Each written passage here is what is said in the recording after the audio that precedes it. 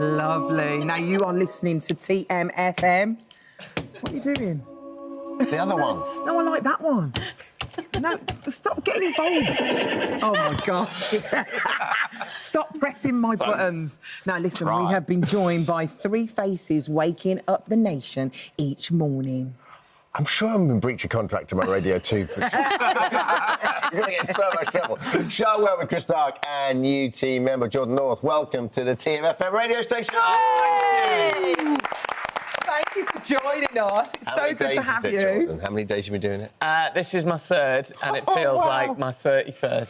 It's so tight. It's the first day you turned up in a hoodie, to be fair. Yeah, so I started Monday, Tuesday, Yeah. and I was, like, wearing my best jacket, I was putting a bit of makeup on, doing my hair and stuff, and I was getting in for 5 a.m, we're on air at 6, and then this morning got in at 5:30, turned up with hood on.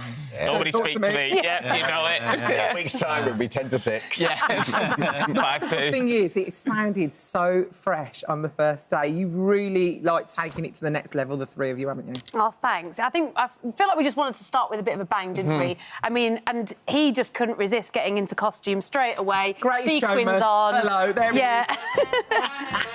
It was so good, though. Yeah, It's an opening. So we wanted to open the show with a bit of a bang, so we were like, why not get a 10-man marching band, me in a Greatest Showman outfit, and then we marched them through Leicester Square and through the global building where Capital's based, into the office, into the studio.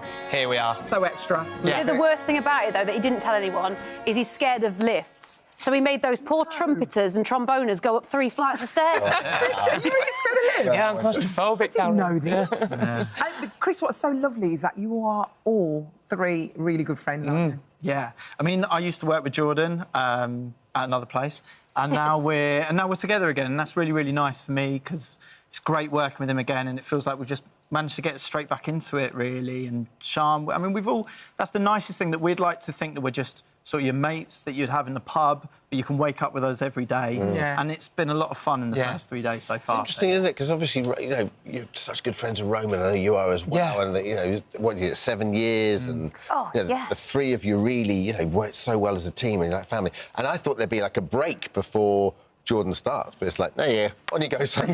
Pretty much. That's show business. Yeah, they got a week off, and then we say a week off because we were doing loads of practice shows and run-throughs, but the reason why we didn't have a break is because we wanted to keep the momentum, because Roman was great and it was big shoes to fill, so it's like, let's just plonk me in and see if we can keep the listeners and add more on as well, so that was like part You of the say reason big shoes to fill. I mean, Roman...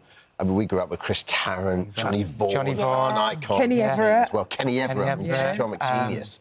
Dave Berry was on as well. Of course, yeah, brilliant. Dave's such a lovely guy as well. So you know, it is kind of, you know, yes, you know, everyone grew up with it being Capital FM London, but it is, you know, it's a nationwide show, I guess. Yeah, and that's the thing we want to stress as well. Like, there's a Northerner on it now, because it used to be a big station just in London, but now you can get it wherever you are, in the North East, in South Wales, North Wales, in Birmingham, even in Scotland as well, up north. So wherever you are, you can listen to us every morning. So, Sean, how did you come up with all the ideas? What's your working relationship like? Is it in the pub, or do you go around each other's houses? I was going to say, we're not that professional in that way. We're not round a boardroom. We are literally down the pub. Someone says something that rhymes and we go, that sounds good. Yeah, it is a down the pub.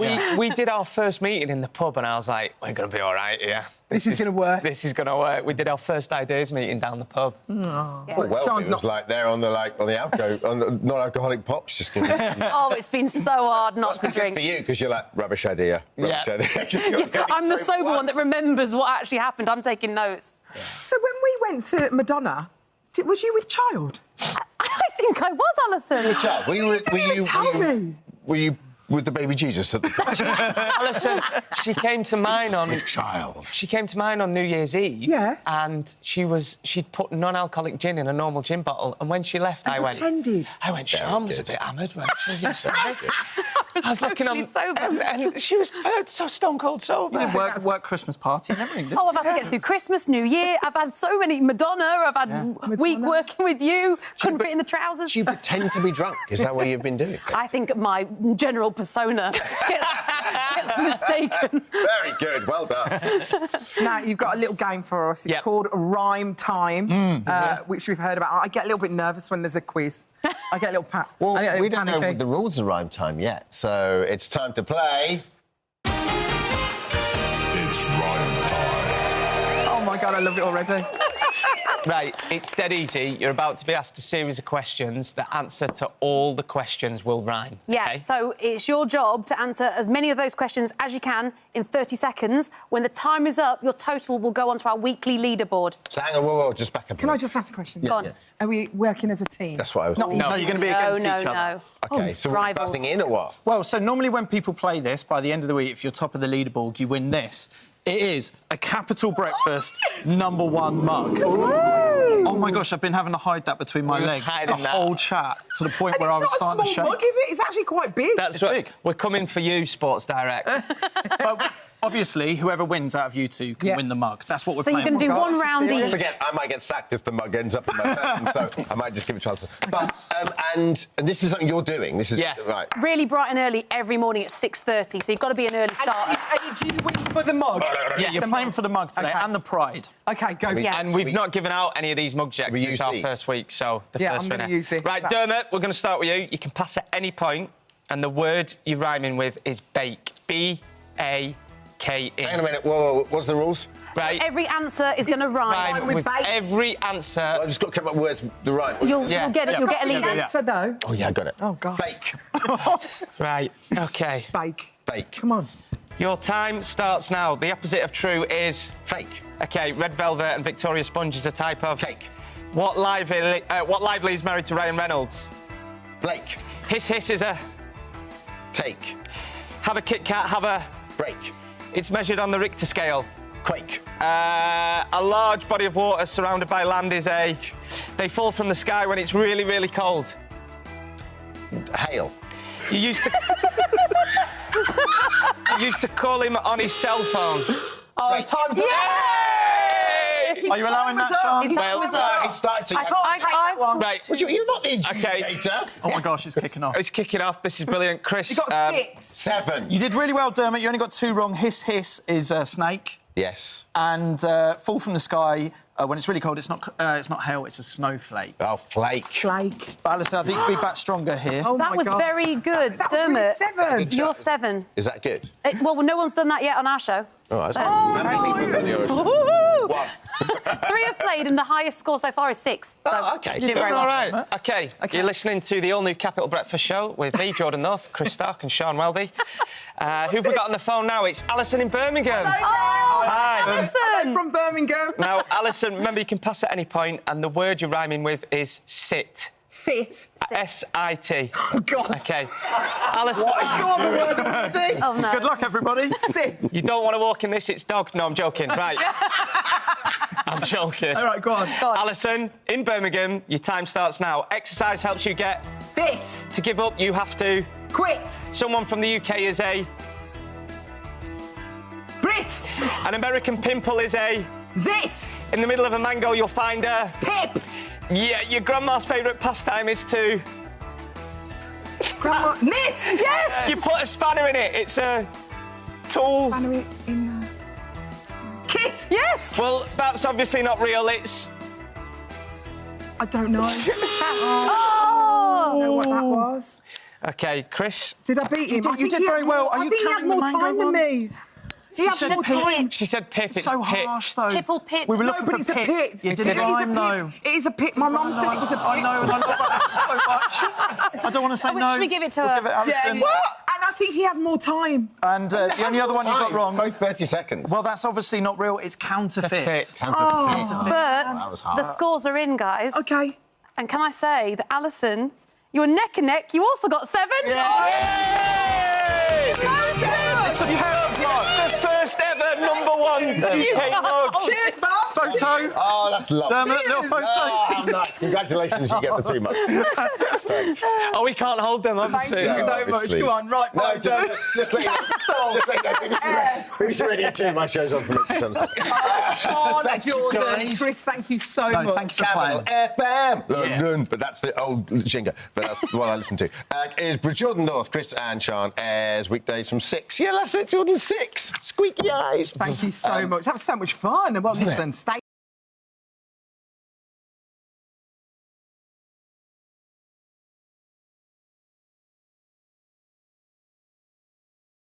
Ever since she sang live on This Morning, aged 11. Is that true? Yeah. Charlotte Church has gone to become a household name, performing all the songs all over the world, including my favourite, Cardiff Born, Cardiff Bred. When I die, I'll be Cardiff Dead. Absolutely. I'm just thinking, what a voice there. Do you know what? I sat GCSE geography. I sat next to this Welsh girl. I think she's like Welsh Italian. You know, Okay. so many Welsh Italians. Lots of, yeah, absolutely. And the first day she sat there, I said, "All right, what's your name? Where are you from?" She went, "I'm Maria."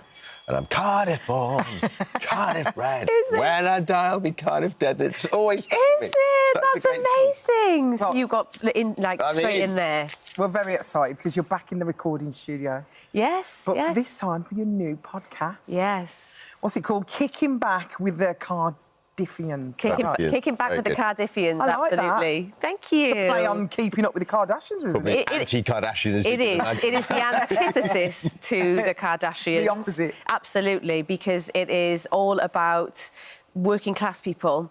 And my working class people, my tribe of Cardiffians and the people that I love the most in the world. And so part of it is about me handing over the mic to my family and my friends to tell their stories. It's like you're giving them a voice, isn't it? It's so lovely. Yeah, but also I think like in a more sort of wider, generalised point in terms of society, we need to see ourselves reflected back at ourselves.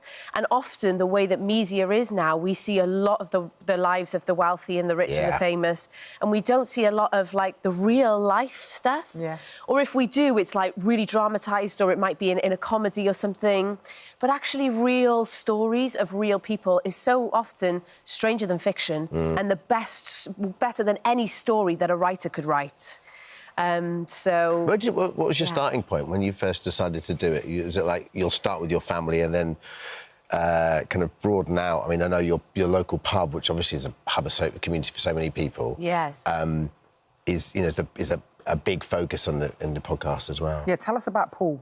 So Paul is a landlord of the Robin Hoods, and like loads of my family have been, and our lives have been centred around the Robin Hood. From it's the pub that people have their birthdays in, or it's where we have funerals and such afterwards, the wakes for funerals, and so it's just been like pretty steady, a pretty steady place throughout my whole life. And Paul, again, I think it's like just capturing like the change that has happened in the last 30, 40 years. For Paul, who's the landlord, he's been stationary in that place, and it's such a place of such diverse life. Yeah. It was just thinking about it. I really wanted to capture these beautiful stories of my family, to honour the stories of my family, to honour their lineage, their struggles, their strife, their joys, their humour. But also, again, I think it's really relatable, because I think that when somebody's being really vulnerable and honest about their own family relationships and friendships, then no matter where you are in the country, whether you're a Cardiffian or whether you're in Leeds or whether you're in Scotland, or do you know what I mean? You can hear the commonalities. Yeah, everywhere. Yeah. Authenticity, I think, is the way forward. And I think what's so lovely is you talk about, comedy and things like that. When your dad came on, it was actually quite emotional, wasn't it? It was an emotional exchange, but also quite funny, because he's quite a funny man, isn't he? Yeah, he's hilarious. And so, we go deep, because we're not afraid. Like, we're not afraid to go there. Totally. I think it's really important, and it's really helpful for other people. But again, when you're really honouring and when you're really being authentic with who you are, then things do get vulnerable, because bad stuff happens to people. But yeah, as you say, like in my dad's episode and in my Auntie Frances, my great Auntie Frances and my cousin Alison's episode, it's so counterbalanced, like going deep and it being like, oh my gosh, that's quite big. But then the humour, the gallows humour that comes in, which again I think is like pretty synonymous with the working class experience. Yeah. When people are so often dancing the survival dance, then the only way you can get through it a lot of the Chasing time out is the demons. Absolutely, is humour. Did you have a moment of awakening, because you started so young and you experienced so much at such a young age? You probably didn't really have you definitely didn't have a normal childhood, and I know you've got an incredible network of friends and family around you to keep you grounded and rooted. But even given the circumstances you've been through. Was there a reset, like when, you know, in your sort of 20s or something, when you became a bit more aware of your community and your family and what that meant to you, I suppose? I think that it's hardly ever one specific time, is it? You know, it's throughout your time that you start to feel these changes and these shifts. I think that singing has always been a huge balm to my soul. Like, I have managed to soothe myself and love myself up through singing and making sound and healing myself in ways. And nature, like real connection to nature and the land around me, the trees, the rivers of Cardiff, has also really enabled me to stay really rooted. That's what you're doing now a lot as well, aren't you? You've got the whole wellness. Is there a retreat you have? Or what? Yeah. Dreaming. I want to go. Yeah! Tell us a little bit about it. Oh, I really want you to come, Alison. Me too. I want to experience these sound baths. Yeah, Really do. absolutely. Well, the Dreaming is just this absolutely glorious retreat centre that I set up a year ago now, right smack bang in the centre of Wales.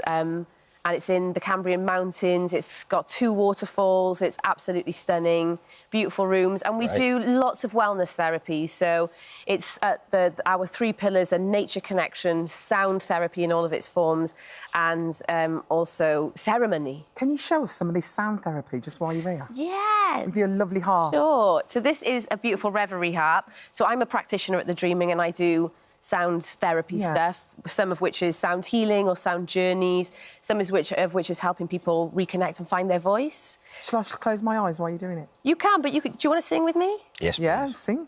Let's Okay. do it. So this is a reverie harp. So Duma, if you give me... And Alison, if you give me... Right, you keep doing that.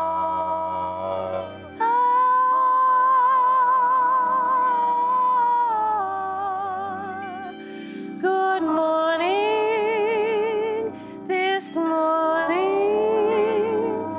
to all those listening at home. Oh, that's so nice. We've got 10 seconds left. You've got to stop singing. So much. Latest episode of the podcast, Kicking Back with the Cardiffians, available Thursday, wherever you get your that. podcast. Thank you, Charlotte. Thank you so much. Lovely to see you as always. Local.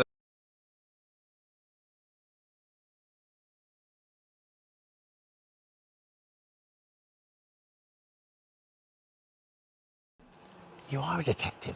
And Susie, the repair shop's leather expert, and Steve, resident horologist. Yes. Yeah, brilliant. Who just happened to be brother and sister. Join us now. Welcome. Well, Thank to you the very show. much. Nice to be here. It's such a lovely show, isn't it? It's just one of those shows, especially, it gets your emotions going, you know, it's a real tearjerker. But it must be an absolute pleasure working alongside one of your siblings, well, your lovely sibling, Susie. Well, it's Steve. OK. Classic sibling answer as well, isn't it? I'm very proud. Remind us how the whole thing came about with both of you being involved. Yeah, I mean, I got an email that I thought was a scam to start with, and my partner, Mel, she looked into it and said, no, all the phone numbers way up and everything. And so I answered it. Then bish, bash, bosh, a few weeks later, I was on the show. And then how did you get involved? Well, Steve was Skyping me while I was in America, and I was just like, he's having such a good time. And eventually I said, well, if ever they need somebody that works on leather, and he said, well, actually, they do. Yeah. And then the ball started to roll. Were you doing leather work over there in the States? Yeah, I'm a master saddle maker, Yeah. so I was in the States making saddles. Yeah. Well, but she's got one of her saddles here today. When did you make that saddle? It's beautiful. Yeah, so I made this over the Christmas break, and I needed a new saddle for me and my horse, so... Oh, it's incredible. Have you seen the workmanship on that? It's Yeah. unbelievable. What's it like working with RJ, Steve? Because I watch it all the time. I love him so much. I actually thought it was in Jay's house. I did. I thought it was in his Oh, no, garden. until 5 seconds ago. I didn't realise it wasn't. No, it's on the Wealdon Downs Museum site. And working with Jay is just fantastic. He has such a natural way with people. And if we're nervous or upset about anything, he's the perfect person to be there with you. So what's your family story? So did it come from your mother and father, your interest in restoration And was it horology originally from your mum or dad? So my grandfather was a clock and watchmaker. My father was a watchmaker, and I was never going to do it. But you get to an age of 16, and when you don't know what to do, I thought, oh well, I might as well go into the family trade. business. Yeah.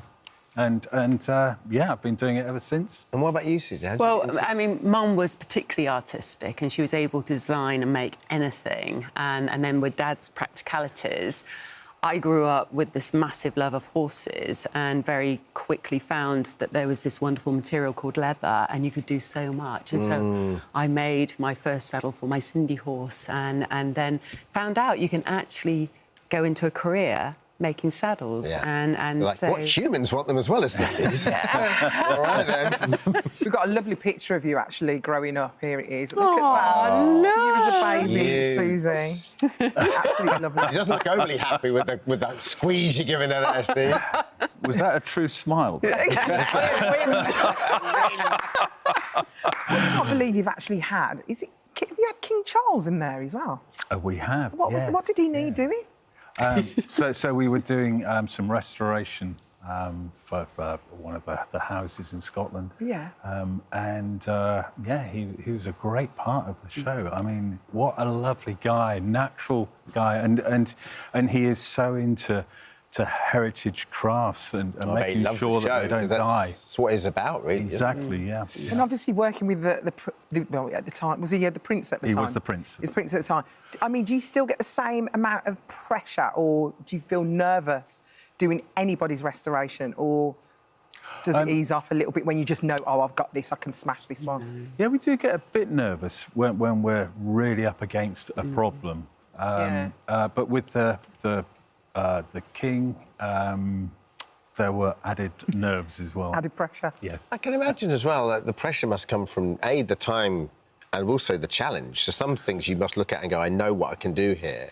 Well, whereas some things require probably more of a deep dive, don't they? Yeah, I think the problem is when you think it's going to go a certain way, but actually once you start it and it all falls apart and you have to change on the fly and you've still got to get it done in a certain period of time. But it's unique. This is a one-off. You will never find another piece that means this much. The show's so important because there's a commonality. If everyone's got something that means something to them. Yeah. And you go on the journey with you guys, you go on the journey with the people that are waiting for it. Let's have a look.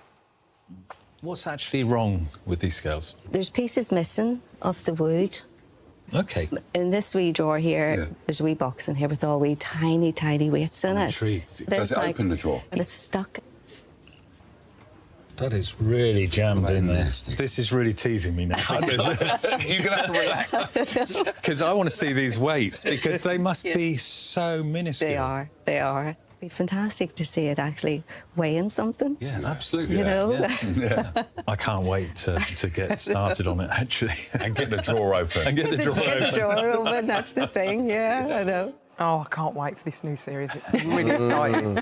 We should ask for some tips, really. Susie, obviously, I've got this lovely leather sofa at home. Have you got any tips on leather, keeping it nice? Well, definitely when you buy something of leather, you need to find out what it is that you've bought and ask either the shop or the company how to look after it, because they'll often have products specifically for that piece. And then make sure it's kept dry, make sure it's not exposed to the sunshine, which leather furniture can. And if it does get any contaminant on it, quickly know what to do. And the company should have forewarned you, what to do. Nice. And what about you, Steve? What about watches and clocks? What would be your top tips? Get them regularly serviced, because they're like any mechanical thing. You wouldn't drive a car for forever without having it serviced. Yeah.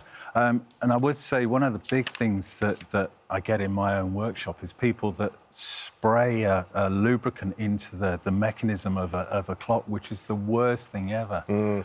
Please don't be tempted to do that. There are right and wrong places to oil. And if you're not mechanically minded, don't even think about taking a clock or watch apart, because you will cause more damage than good. Steve, Susie, thank you so much. Returns tomorrow at 8 p.m. BBC One, the iPlayer. Susie and Steve, thank you. Thank you very much. You're welcome.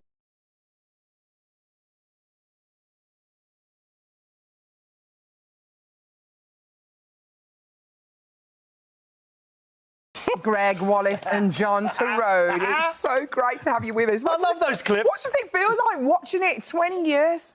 It's like looking at old holiday snaps to me. It's like... that's right, isn't it? I mean, the funny thing, because we sort of see a series, but actually looking back at all the little bits, and look, one with age, things have changed, food's changed, but all the experiences and the smiles and the laughter and, you know, just it's encouraging and fun. Yeah, it is. It's great. It is lovely to watch you watch yourself back. Do you ever watch yourself back, Greg?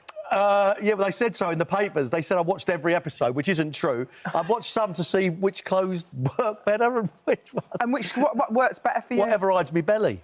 Oh, you haven't got a belly. Whatever covers me belly up. No, but I want to know what the directors are on about when they say, could you do this, can you do that? So you watch back, because you want a better understanding of what they do. Let's go way back then. When it first started, was it pitched to you? Did you have to audition for it? And did you guys know each other beforehand? Yeah, so we knew each other in 1991.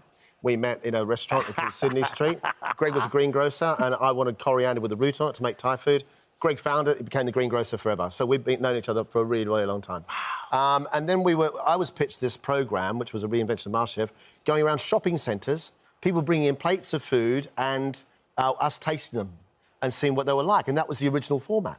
That's what was going to happen. Right. So when did it get changed to this competition? Well, then Greg came on, and then it all sort of just changed and moved on and moved on and moved on. Well, my agent said, get down to... There's this company called Shine. They're making a food programme. They're looking to see you.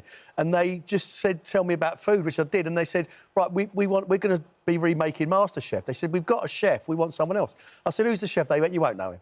I went, who is he? He said, oh, he's an Australian bloke called John Turone. They went, do you know him? I went, he's been buying fruit and veg off me for about a decade. I know him really, really well, yeah. So they put us both together and we were comfortable with each other, and consequently, that was 20 years ago. So I suppose what's happened, because we knew each other so well, there's that sort of... We've got our own knowledge, and there's a respect for that knowledge. Yeah. And, you know, being around... I mean, Greg has probably eaten in more restaurants in London than any person that I've ever met. I mean, he was eating out all the time when he was supplying fruit and veg. But there's that sort of great knowledge of food and love of food, and sort of me being in the kitchens, that sort of... When that duo comes together, it just worked, and it was great. And we have fun doing it. And it's the show itself has become bigger than both of you put together, really. It's got an entity of itself, but the show wouldn't be the show without you two, would it? Oh, that's very kind of you. It's true, though. It's very kind. We've got a 20th birthday celebration coming up when John's running the kitchen, and we got black tie. We got all the previous winners and finalists. Oh, nice. And they asked me to do a talk. 5 minutes they gave me to prepare, and I said this was never about me and John. It was always about you lot, and it was. It's always about the contestants. You think this show's like launch careers, launch businesses, probably responsible for a lot of jobs related to those businesses. It's probably altered the food scene, really. What changed? What's evolved in terms of the show itself, but also how has food evolved in the last 20 years? Well, I think very much so. It's become egalitarian. You know, it's no longer just about having to dress up and go to a restaurant. You know, and now we're seeing the advent of, you know, whether it be fast food or whether it be, you know, chain restaurants, whatever. But actually, to go out and eat becomes a normal part of life. To go and cook something at home becomes a normal part of life. But people are fascinated by food, by travel, and by people. And realistically, those three things actually happen within MasterChef. You know, you've got people with personality, you've got food, which is ever-changing, and we travel, and the food, of course, is about people travelling the world and their own experiences. Yeah. But for me, one of the most wonderful things with MasterChef has been this sort of pride of heritage. Britain is an extraordinary multicultural country, which you're so lucky to go and eat the most amazing food from everywhere in the world. But people are coming in really proud of their heritage, saying, I grew up in Britain, but this is what we ate at home. I'm bringing the two together. Yeah. Or I'm bringing three things together. Multicultural, also multi-regional as well. So what you'll eat from generation to generation in Cornwall will be totally different for you in East Anglia, you know? Well, I love that about it. I was talking to... I've got Welsh mates, and they thought... Do you know what curry half and half is? No. No, because you're not Welsh. Oh, is it half chips, half curry? It's half chips, half rice. With curry sauce. And Welsh people think that's everywhere. But it isn't. No, everybody's got their own regional. It sounds great. Yeah, sounds really, really double nice. carb and curry sauce. What's not to like? So the 20th series is coming up. Obviously, there's been a lot of rumours whether or not this is the last one. We're really hoping it's not, and obviously, we want you to put these rumours to bed. With this, is this going to be the last series? Alison, stop it. Stop it. There's not April Fool's Day. There's not breaking any vases here. Don't even start on this one.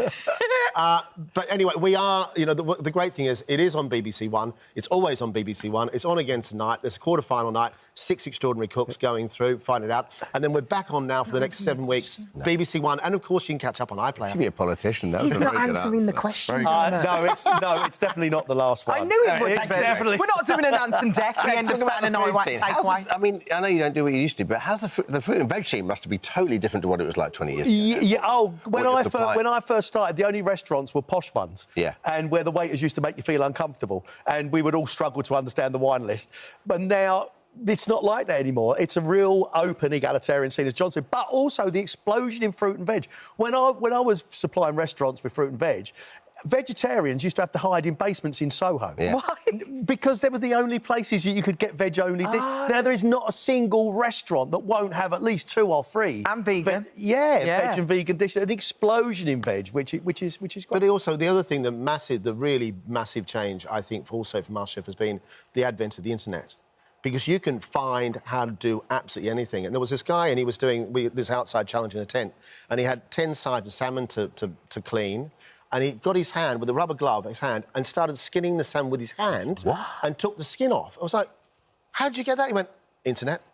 There's all these little tips and tricks everywhere. So we're seeing people doing things. But, I mean, this series, like even last night, or on Wednesday night, we got kaltasha, which is a dumpling. We've got panucos, which are this sort of little disc. I mean, there's all sorts of amazing new food that we've never seen before. You're so right, because I love cooking from a recipe book, but every now and again I go, I'm not sure how to do that. And once again, I just get the computer or the phone out. And it's there. Listen, lads, congratulations on the series. We've got it, MasterChef, tonight on the BBC One at 7:30 p.m. And then 3 times next week, and then next couple of weeks. It won't be the last series. Thank you, Greg. It's not exclusive.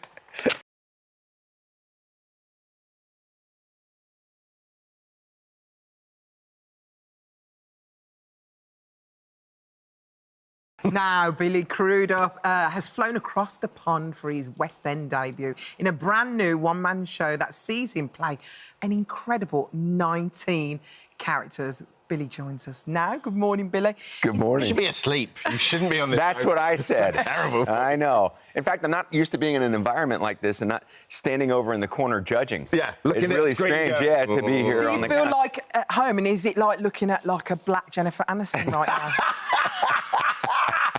Well, I'd be having a talk with you about your attitude if that was the case.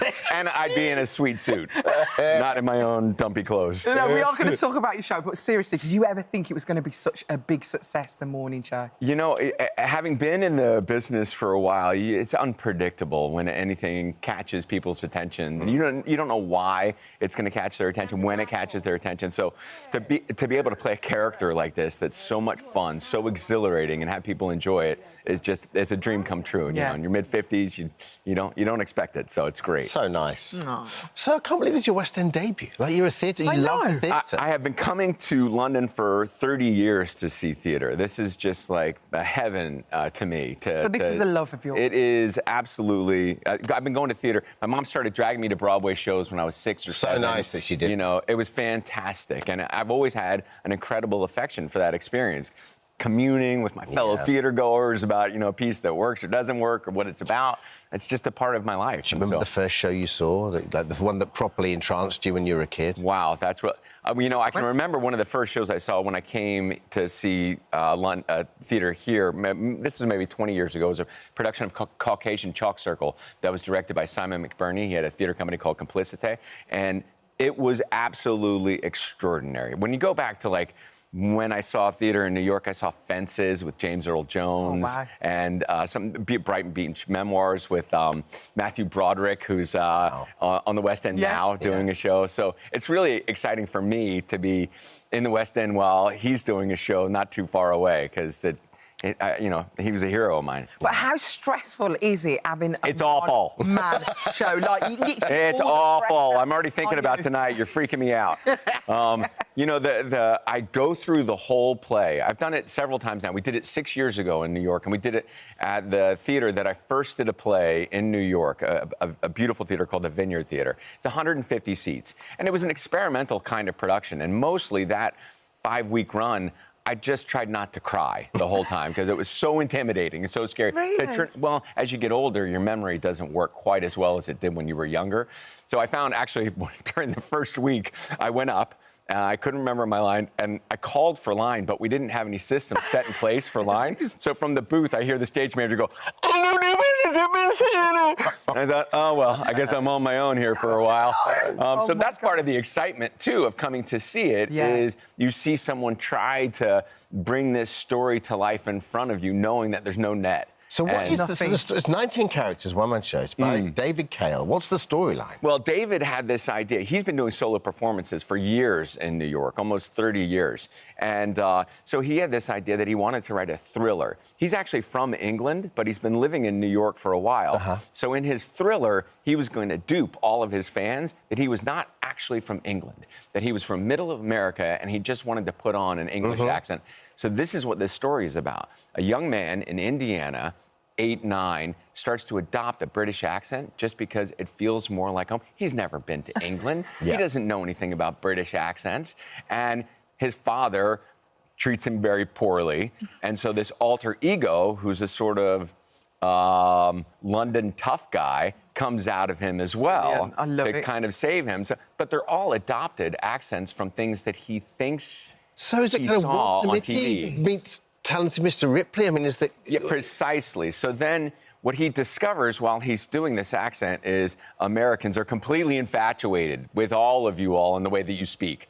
So he starts off with an English accent when his parents die, when he moves to New York, and it turns out people really liked it. And so he kind of involves himself with his whole family with this tough guy accent who's got tons of confidence, Harry Clark is his name, and he brings out sides of them that they're waiting to be exposed, and because he's free and open, as Philip imagines all London people are. Oh, wow. Wide open, ready for love. You know, that's the way he lives his life. And so what he discovers is the Americans are like, oh, that's cool. We want to hear more of that. So he becomes involved with that family. How did you find the accent? Because obviously you're married to Naomi Watts. Did she help you? Did she coach you? Well, the fact is, one of the conceits of the play is the character has never really been to England. So he doesn't, they're kind of show accents, you know. They're not chitty, chitty, bang, accurate.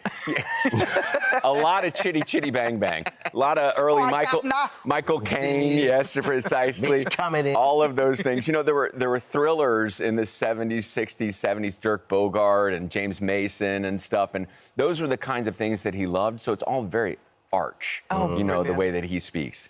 You said your son's a very good mimic, is that right? My son's a phenomenal mimic. Any Eastern European accent, he gets like that. I can barely do my own accent. I don't know the way that I'm speaking. I've lived in Texas and North Carolina and Florida, and I try to mimic the people around me to fit in. Didn't Jennifer Anderson come and see you? She did. This is why I'm in the morning show, really. She came and saw it, and she said, well, we've got a bunch of different characters in this. Would you read it and see if there's anything you like? And there was this one weirdo, and I said, he's interesting. And so some of the other producers were like, well, he's supposed to be a little younger. And somebody maybe who's working I can do younger. And I was like, yeah, give me a dye job. I'll show you, what do you need here? A little something. So she was literally your casting director? She absolutely was. And even, you know, at a certain point, they were like, I'm sorry, you know, you're just too young for it. And I was like, okay, fine. And then I guess they couldn't find anybody else. Like, flew me out to L.A. And they were like, well, if you insist. And I was like, I do insist. I've got this guy. Trust me. Let me have him. He's like a New York City angler. Projects? You love to go a little bit of theatre and probably get immersed in it. That's the way I've always... Put yourself through the torture and then...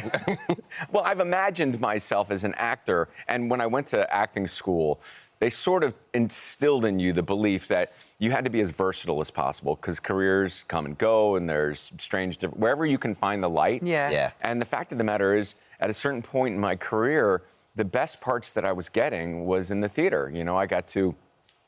originate American productions of Tom Stoppard and Martin McDonough. I did The Elephant Man on Broadway. Wow. And, you know, how do I turn down... I was just talking with one of my co-stars on something else I'm working on, and he said, what did you do after Almost Famous? And I said, I did The Elephant Man on Broadway. And he was like, well, weren't your agents pissed? And I was like, yes, they were really pissed. But what was a better part than that? You know, that's an incredible way to explore new features of yourself as an actor. And so I've always tried to take, as long as I could make my rent, I've always tried to take as many creative choices as I could. Fantastic. Billy, we don't say that word in England. Rent? No, the other one that you said. Choices? So apologies for Billy's colourful language. I know you can say it in America. What did I say? The one with the P. And P to the I to the S to the S. We don't say that. Oh, that's not really. Let's not labour the point anymore. Wait, is that when you're drunk? Is that? Yeah, exactly. Oh, yeah. Oh, what I meant was irritated. I meant unusually irritated. It's my accent. Exactly. I said irritated. You might have heard something else. Let's see one of Billy's 19 characters, all profanities included. Yeah, I thought I might have said another word. Harry Clark at the Ambassadors Theatre, lovely theatre as well in London. Till May 11th. I'm coming to see it. Come and see it. I'll entertain you for an hour and 20 minutes, I promise. We can't wait, Billy. Somebody will give your money back if you don't like it.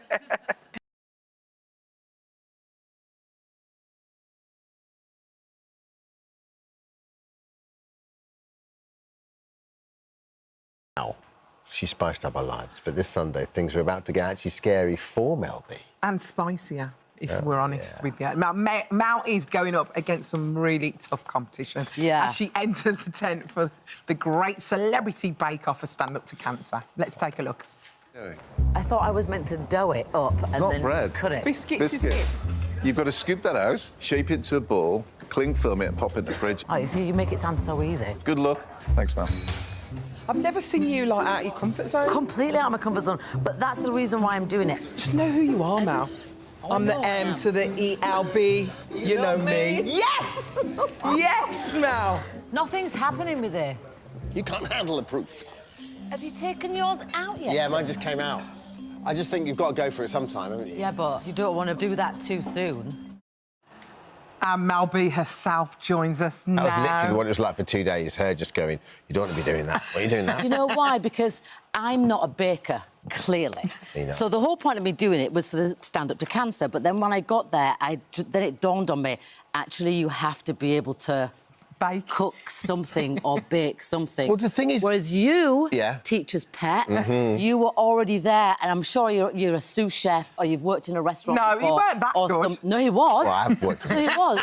See? And then he's pretending, oh, this is the first time I've done this. Tell you what, though, it is stressful, isn't it? Because... You didn't get stressed because... you were pretending to be stressed because you knew exactly what you were doing. Once again, this is what it was like for two whole And I was trying to ask you for help. by the person in front of me. I was a damsel in distress trying to ask you for help and you were just fobbing me off. We were making two different recipes. Listen, you could help me.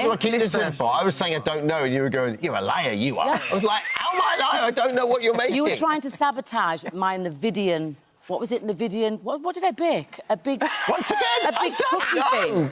And you tasted it, Alison. Let me just tell you, and everybody listening and watching out there, I actually did bake something really, really special. It was beautiful. And it had spice, Nvidian I thought the things you did, the ones the first day, they were really nice. See, you can't even remember. I remember... I'm not allowed to say what they are.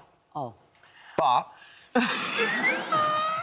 the rum was appreciated. Yeah, so my tactic was, if everybody's a bit jolly on some rum, maybe all yours lots will burn. Yeah, but it ended up that you drank it all to yourself. You didn't even share that just rum. half of it, not all of it.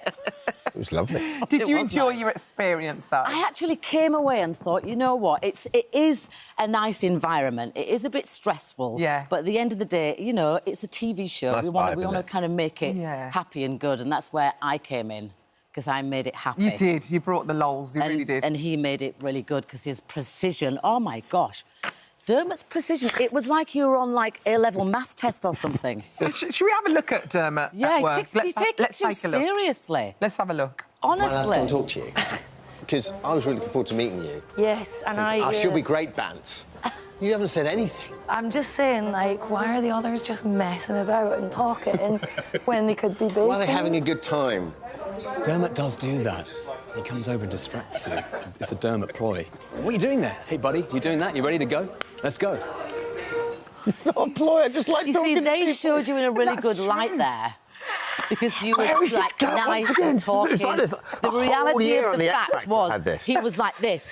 I am going to make this so perfect. I'm going to measure this side. And then, like a piece of art, everything you made, it was spectacular and beautiful. Yeah, but do you know why that was the case? Here's my take. Because he got help. Do you know why that was the case? Here's my take on Bake Off, is when you go in there, and of course, like, you're in a competition, you want to try, but... Oh, there's trying and there's, But you like, go in going there, above and there's beyond. a whole team, like home economics, and there's people like that, yeah. and there's a whole camera crew and stuff, and then the pressure of it, you properly You see, you're invested in it. boycotting really what you truly did.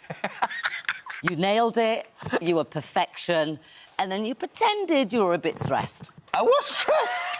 He was stressed. To be fair, Alison, you saw him. No, It leading was up to what him, I saw him beforehand, and he was really stressed. And when Yeah, he but came did you see what he produced? It was like a work of art. It was beautiful. It was Didn't good. taste very good, but I mean, You on looks alone. You need to tune in on Sunday because it's so good. But you had more. It was for Stand Up to Cancer, and you had a very personal story. Yeah, well, my dad passed away from cancer, so that was my initial thing of yes, let me do it. Because he also, you know, when my dad died, I then went back to LA and left my then not very nice abusive relationship. Yeah. So he gave me the strength to kind of carry on. He didn't give me the strength to cook that good, but I got Navidian rum, which apparently, you know, it's got an acquired taste. Do you both remember? But your whole Yes. one of your bakes was sort of inspired by your father, wasn't it? It was really nice. Yeah, because I thought if I just put enough Nevis rum in it, it'll pass. But they and loved it, apparently didn't it they? did pass the test. They absolutely loved it. And I love the fact that you brought your heritage into your bakes. That was really lovely. And I did try to do the Navidian flag, but that went wrong. It just looked like I'd...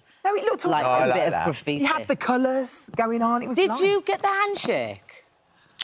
I don't know. Did you get a handshake? Might. You have to we're not watch it allowed on to say Sunday. that. Oh, watch it on again. Sunday. It's so You'll stressful see being whether or not you interviewed got the by Mel B. handshake or whether it was Mel who got the handshake. Well, I clearly didn't get the handshake. Teacher's Especially pet. asking you the questions. Are you getting married at St Paul's Cathedral? Yeah. Yeah, I can say that, yeah.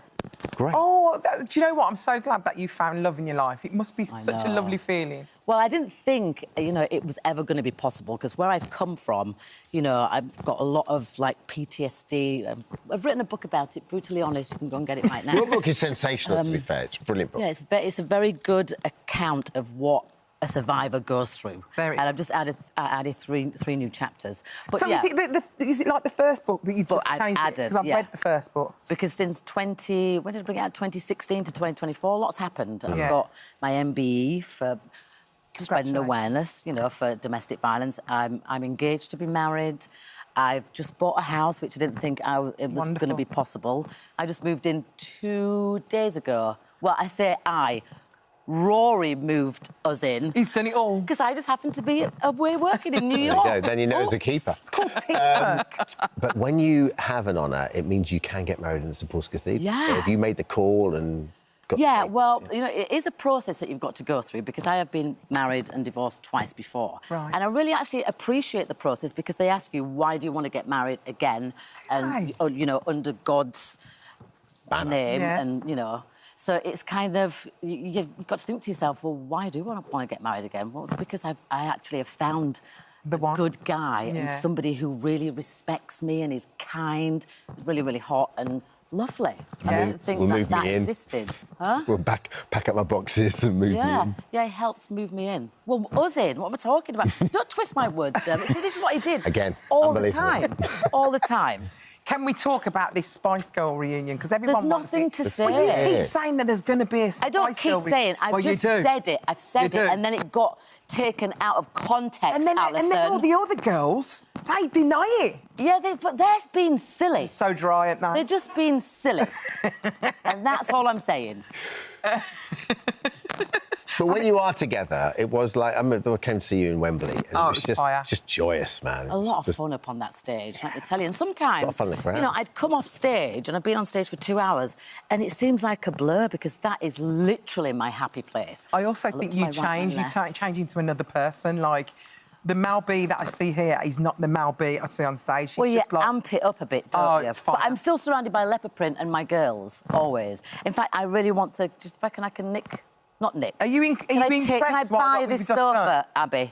We literally upholstered this in the break. Really special. It's lovely, isn't it? Do you feel left out, Dermot, because you haven't got any leopard Well, I do print now. You didn't get the memo at all. You are There was a memo, special. I didn't get it. Care. You are special. But Out of interest, I heard you got kicked out of the WhatsApp group as well. Oh, yeah, I'm Spice always Girls. getting... That always true? happens to me, yeah. Because I say things, you know, I get so excited when it comes to Spice Girls. Yeah. Because it is 30 years. And, you know, we've got a lot to celebrate. The fact that we're all still healthy and living life and all talking still.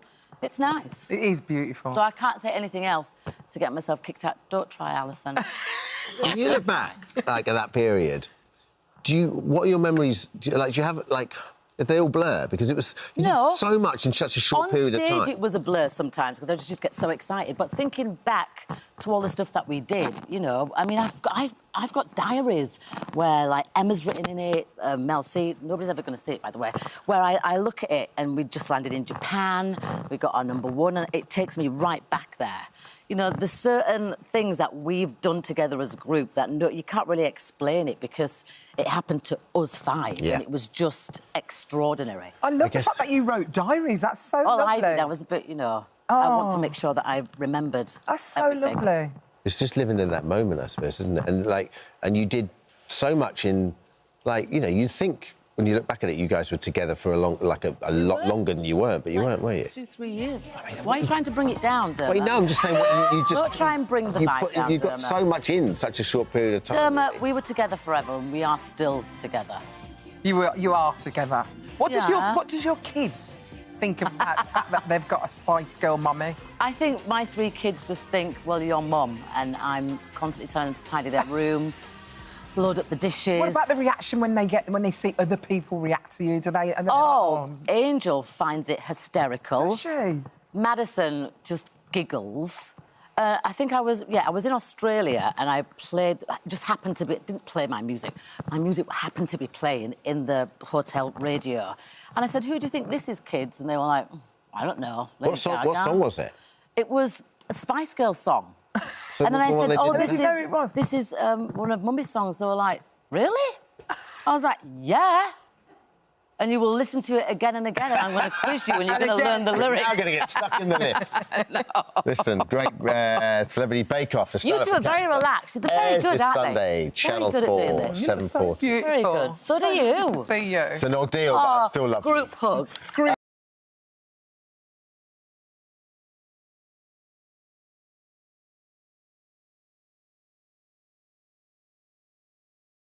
Carl McLaughlin joins us now. Oh, my Lord. I love your question. So is it on top of the world or underneath? Yeah, where are... That's a great first question. I don't know what's going on. Where are we? On, Kyle? Oh, my are they God. underground? Are they I wish on top I of the knew. ground? Well, there's 2 areas, yes. We are in the vault for parts of that, underground, deep underground, and then part of it is spent on top of the surface, where there's been an apocalyptic event, and it's 200 years later, and we come to the surface and we see all sorts of crazy stuff. So it's really cool. So at the very start, you see this kind of 1950s kind of American... Yeah, kind of future retro vibe. But just sort of like... And then, it basically, there's just explosions everywhere, and then it's like, was it 217 years later? Yeah, we're and then jumping to the future. So everyone's been living underground. Yeah.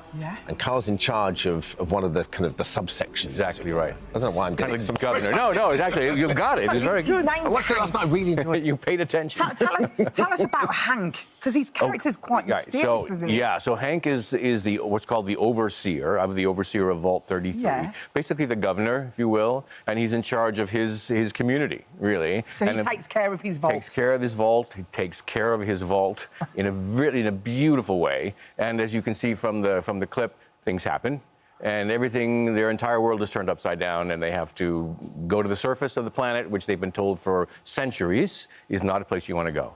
So that's where we start. And your daughter is kind of the... Well, certainly for the first episode, what I've seen is the girl plays she's the kind of protagonist has to go and rescue you in it. Yeah, she comes out from the vault, never before having experienced that, heard horror stories about what's on the surface, not far from the truth, actually. Yeah. Played by the lovely Ella Purnell. Yeah, she's great. She is so delightful, plays my daughter.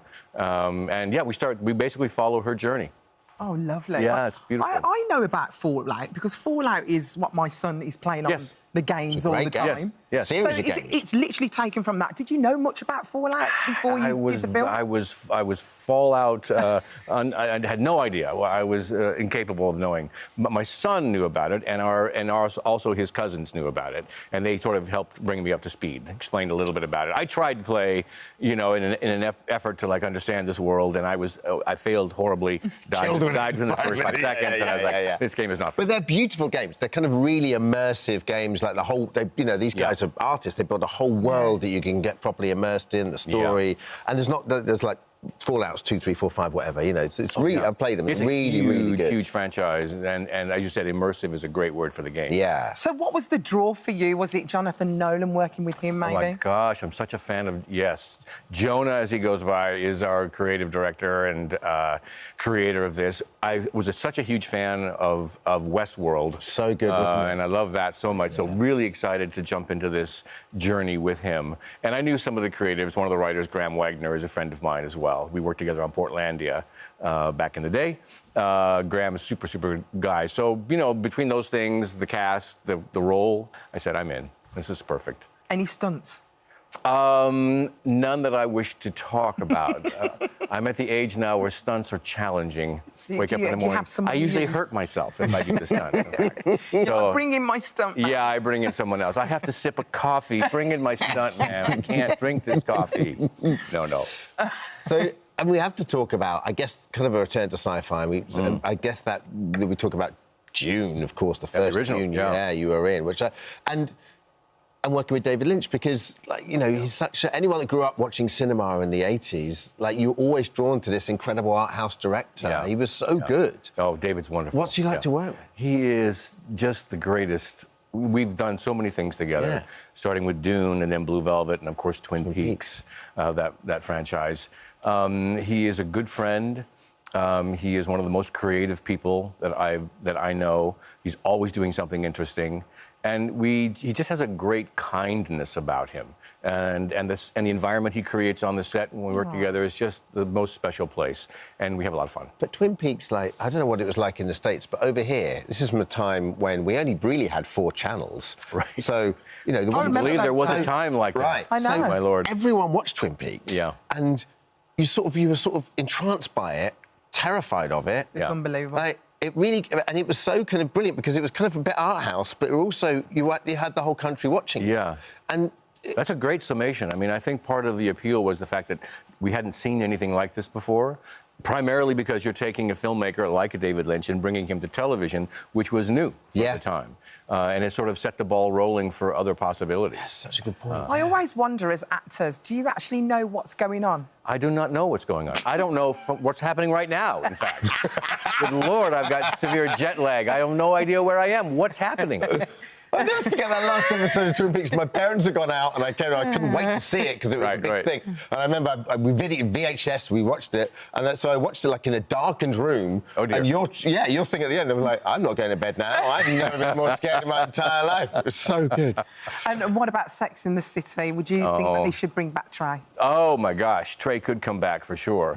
I really enjoyed my time on that show. Oh, it was a lot of fun working with Kristen Davis and Frances Sternhagen, who played Bunny, of course. I always felt that Bunny and Trey should have their own show, and we just call it the Bunny and Trey Show. And you just didn't know from moment to moment what was going to happen. Upper East Side apartment, having baths. So good. Have you watched cigarettes. Have you watched the new Dune, the one? I've watched the first one, which I really enjoyed. I love the book so much. I love that story. So it was another opportunity to see a different take on that story. Do you get nervous that you don't want it to be ruined in any way? Well, I was nervous going in. I thought, oh gosh, this is going to sort of set the tone now. This will be the new Dune. But I said, actually, no. I see our Dune and the new Dune can coexist quite comfortably. I think, because the interpretation is different. Yeah, and that's what makes it such a huge tome as well. It's such a massive piece of work. It's I guess you compare it to what Game of Thrones would be now in terms of the book. I mean, the book was just, and then the adaptation was so kind of, you've got to be so layered, and because Sting was in that movie, wasn't he? Sting was in the movie, of course. Yeah, we remain friends to this day, even though I had to kill him. He didn't want to go. He didn't want to die. And before we let you go, because your whole thing is here, isn't it? You've got everything. Yeah, we're working in the centre. Wonderful. Yeah, it's great. I love McLaughlin Towers today. This is what it is. How's the wine going? Because you do. Well, the wine is good, Dermot. Thank you for asking. So I have a wine company in Washington State. And did you bring us any? Oh, Any joking? I failed in my mission. Very thirsty. Very, very bad. No, I have since 2005. How's I've it been going? making wine. It's going really, really well. In fact, I've got distribution here in the UK, and we have a lot of the wine at Hawksmoor. The steakhouse. Put a plug in there for the steakhouse. Because it's a big red wine. What's the background to that? Was it you grew up in Washington State? I did. I grew up in Yakima, eastern Washington. Washington is 2 states.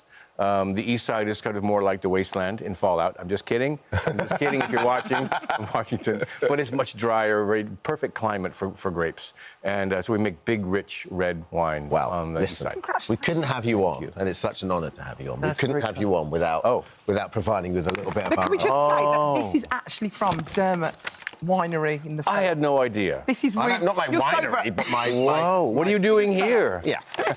So we just got... But this is from Dermot, and obviously I'm just getting in on it. And absolutely, absolutely. But it's really from Dermot. You're so brave to give wine to someone who sells wine. Look at this. This is a proper bottle. Thank you very much.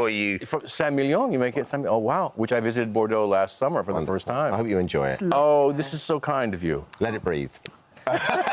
Let's open it right now. Thank you. Enjoy. So lovely to see you. Thank you. Thank you for this. Fallout premieres on Prime Video on the 11th of April. You guys are good. We always do the promo together. Rest of the stereo. Love it.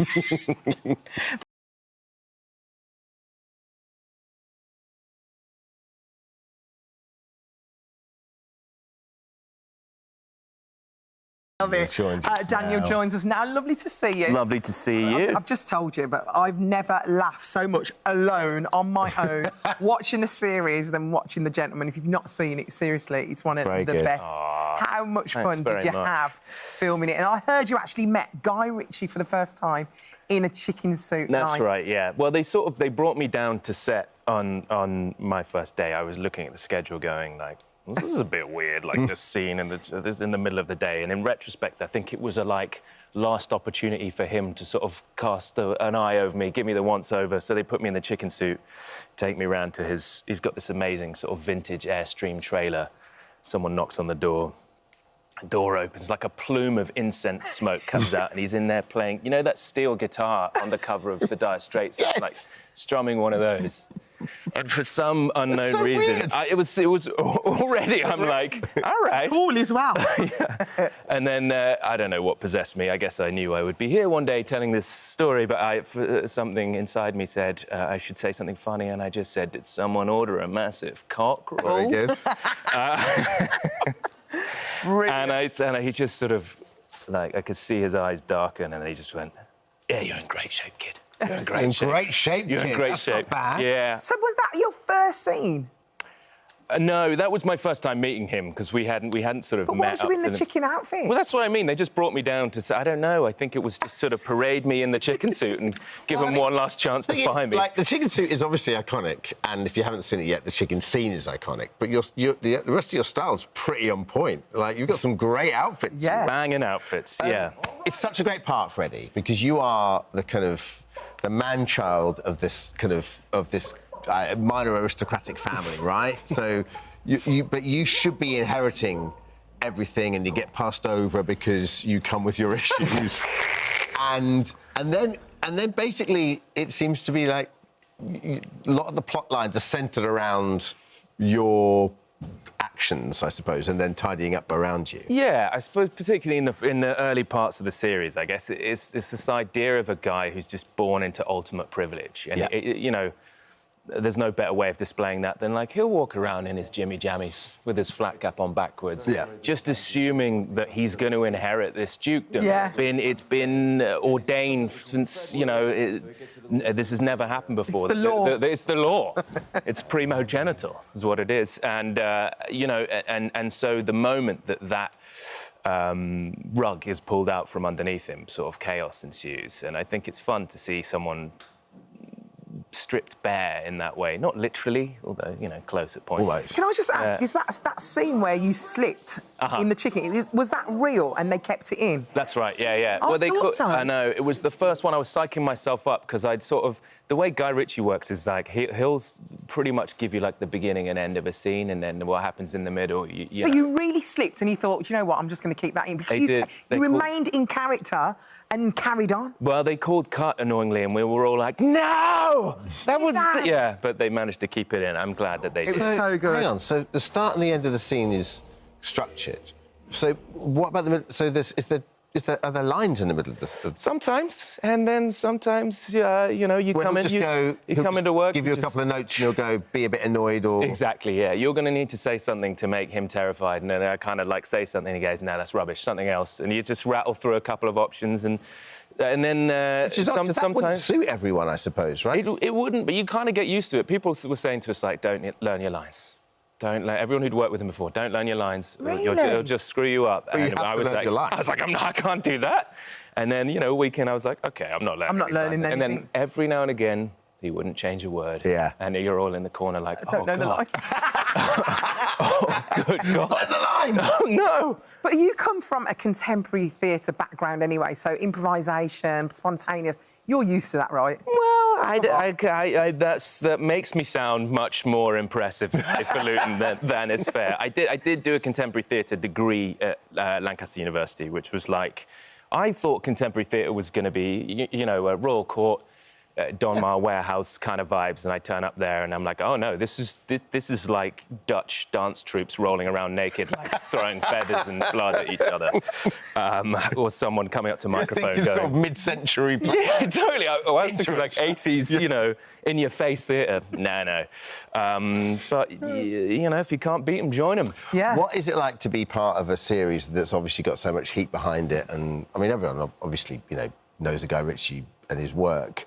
But there's something about this that it feels very much like, you know, it's the show of the moment. And when you know, you're 38.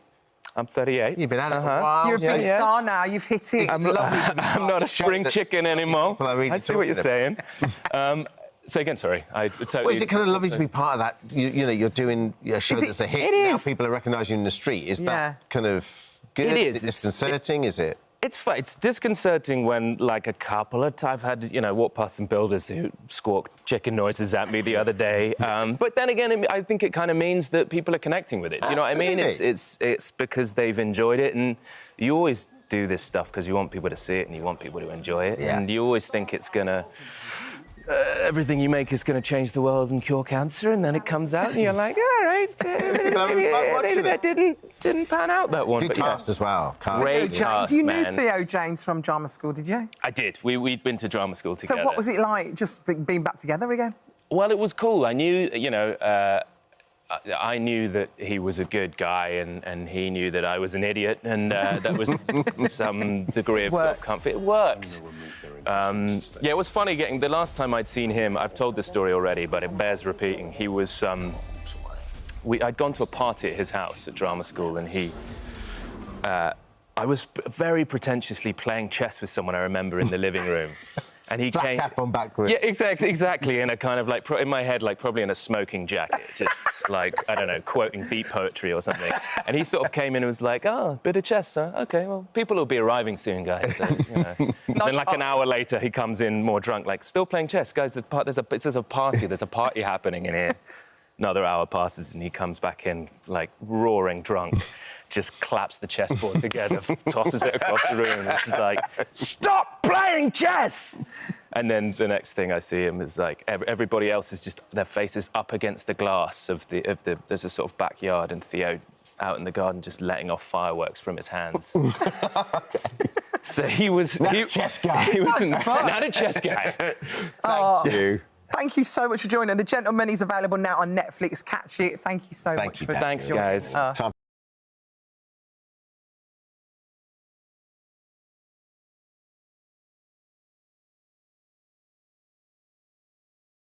Paradise is back for its second series. Two of its stars, Sally Bretton and Barbara Flynn, join us now. Welcome, both of you. Thank you for coming on. Hello, good morning. For a second run, this is good. And it's been so successful as well. What do you think the secret is?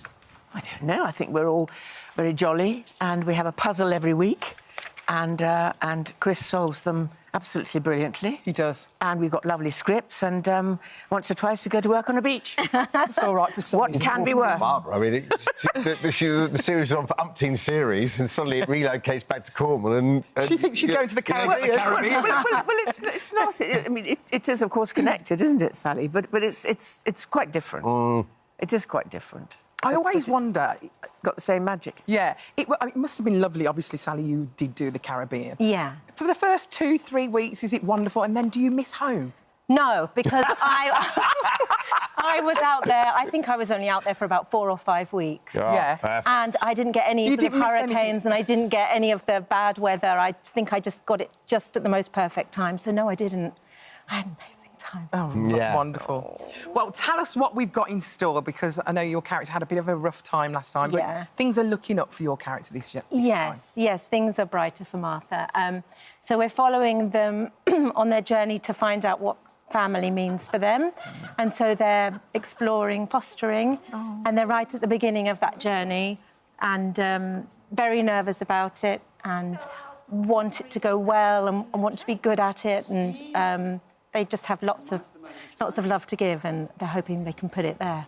Oh, that's lovely. And Barbara, what about Anne? What's happening with Anne? Is she getting back on the dating scene? Well, yes, after a long, unhappy marriage, yes. And I think she's coming to a bit after the death of her husband, and knowing she sees Martha and Humphrey very close, they're living in close proximity, she sees and maybe this, anyway, she starts this dating, which is a completely foreign world for her, and she's completely lost, and if it weren't for a great deal of help with the pushing and the swiping and the whatever you have to do, with Melina is a gorgeous girl who plays Zoe, and she comes in and she does instruct Anne in lots of language. And there's also a very wonderful person who works at the farm shop who's quite a goer, and she's instructing her as well. So she has a lot of information coming in, and she doesn't do lots of it. She just actually does 2, really.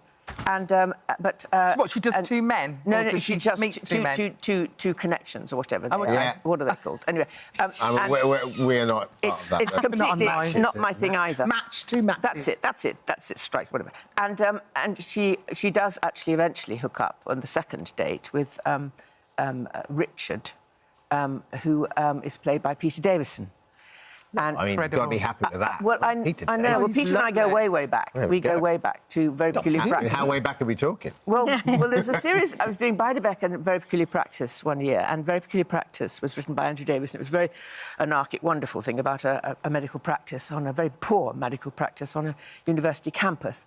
And he played a very nervous young doctor who came in, and I played this very, very strong, incredibly powerful woman who had a very ambidextrous sex life, and she literally ruled. And he came in as the timid doctor. Oh, it's worth watching. and then I met him later on in something called Pat and Cabbage, where he played the stronger person, and I played the sort of a detective, but quite a shy person. Oh, it's a lovely storyline, though, isn't it? That a lot of people resonate with, I think. That kind of, widow, like, the third act in life, and actually giving it another go. Well, that's the thing about the series, isn't it? That it seems to... It touches on things that people can talk or don't really talk about, but need maybe to talk about. Yeah. And the series, everyone watches it. But that's the great challenge. That's why it's so successful. That's a great challenge. You've got a murder mystery, basically, but you still care about these people. You tune in to watch every week. I quite like the relationship between daughter and mother as well. Whether or not she comes to terms with the fact that she's dating. I know. Not with your father anymore. I know, all of that. And she's very protective of her. And it's a new world, and she doesn't want her to be vulnerable. No. But at the same time... She does go on a journey with it. She's nervous at the beginning and becomes more accepting and more embracing. But it's a lot of, shifting of... Well, with the first series, the IVF, the wanting to have a family, is really a sensitive thing, which is so beautifully handled. Well, let's hear. No, but absolutely. And now the fostering, it's really... and there is that sensitivity that is Yeah. written Yeah. for us, I which can't is wait to wonderful. watch it. Let's take a look. We've got a Let's clip. take a look. You get on. Me and Zoe can cope. We don't want to be late. You sure? Positive. But we'll be back by 3. I've got a date tonight. Another one? I wasn't aware you were keeping count. He's picking me up at 7, so I'll be back by 3 so I can get ready. You need 4 hours? There's no point in even trying to explain it to you. Just wait until you're my age. All will become clear. Love it. I love it. Lee, when you were pitched the show, were you like, murder mystery, great, and then there's quite a lot of heavy subjects you've got. I've heard about the show because we finished. I was Chris's exit storyline from, you know, the Caribbean, and then we were in the first lockdown, and the phone rang, and they said we're thinking about their life afterwards, set in Cornwall. I was like, oh my God! Love it. Even if it doesn't happen, it's like 3 weeks of just thinking about that while the world had stopped. You know. It was nice to have stuff to get your teeth stuck into. Yeah. And Cornwall, what a great place. I mean, Barbara, you're familiar. You've got the old... You do some Cornish craft, don't you? Do some jewellery? Well, no, I did spend a lot of time going down to West Penwith, which is the first sort of bump of England, you know, up to Penzance and all that. Really rocky, quite... So it's beautiful, beautiful, bleak, sort of wonderful rocks. But all the jewellery in the show is yours, isn't it? Yes, well, that started as a hobby and then turned into a business. Lovely. And the first designer was very sweet and said, oh, come on, Barbara, let's use it.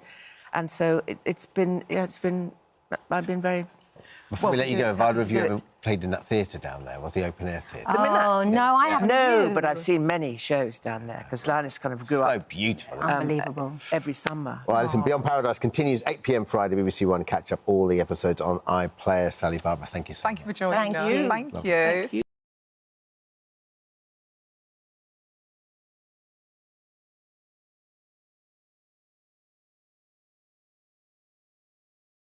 Now, our next guests take bromance to a whole new level.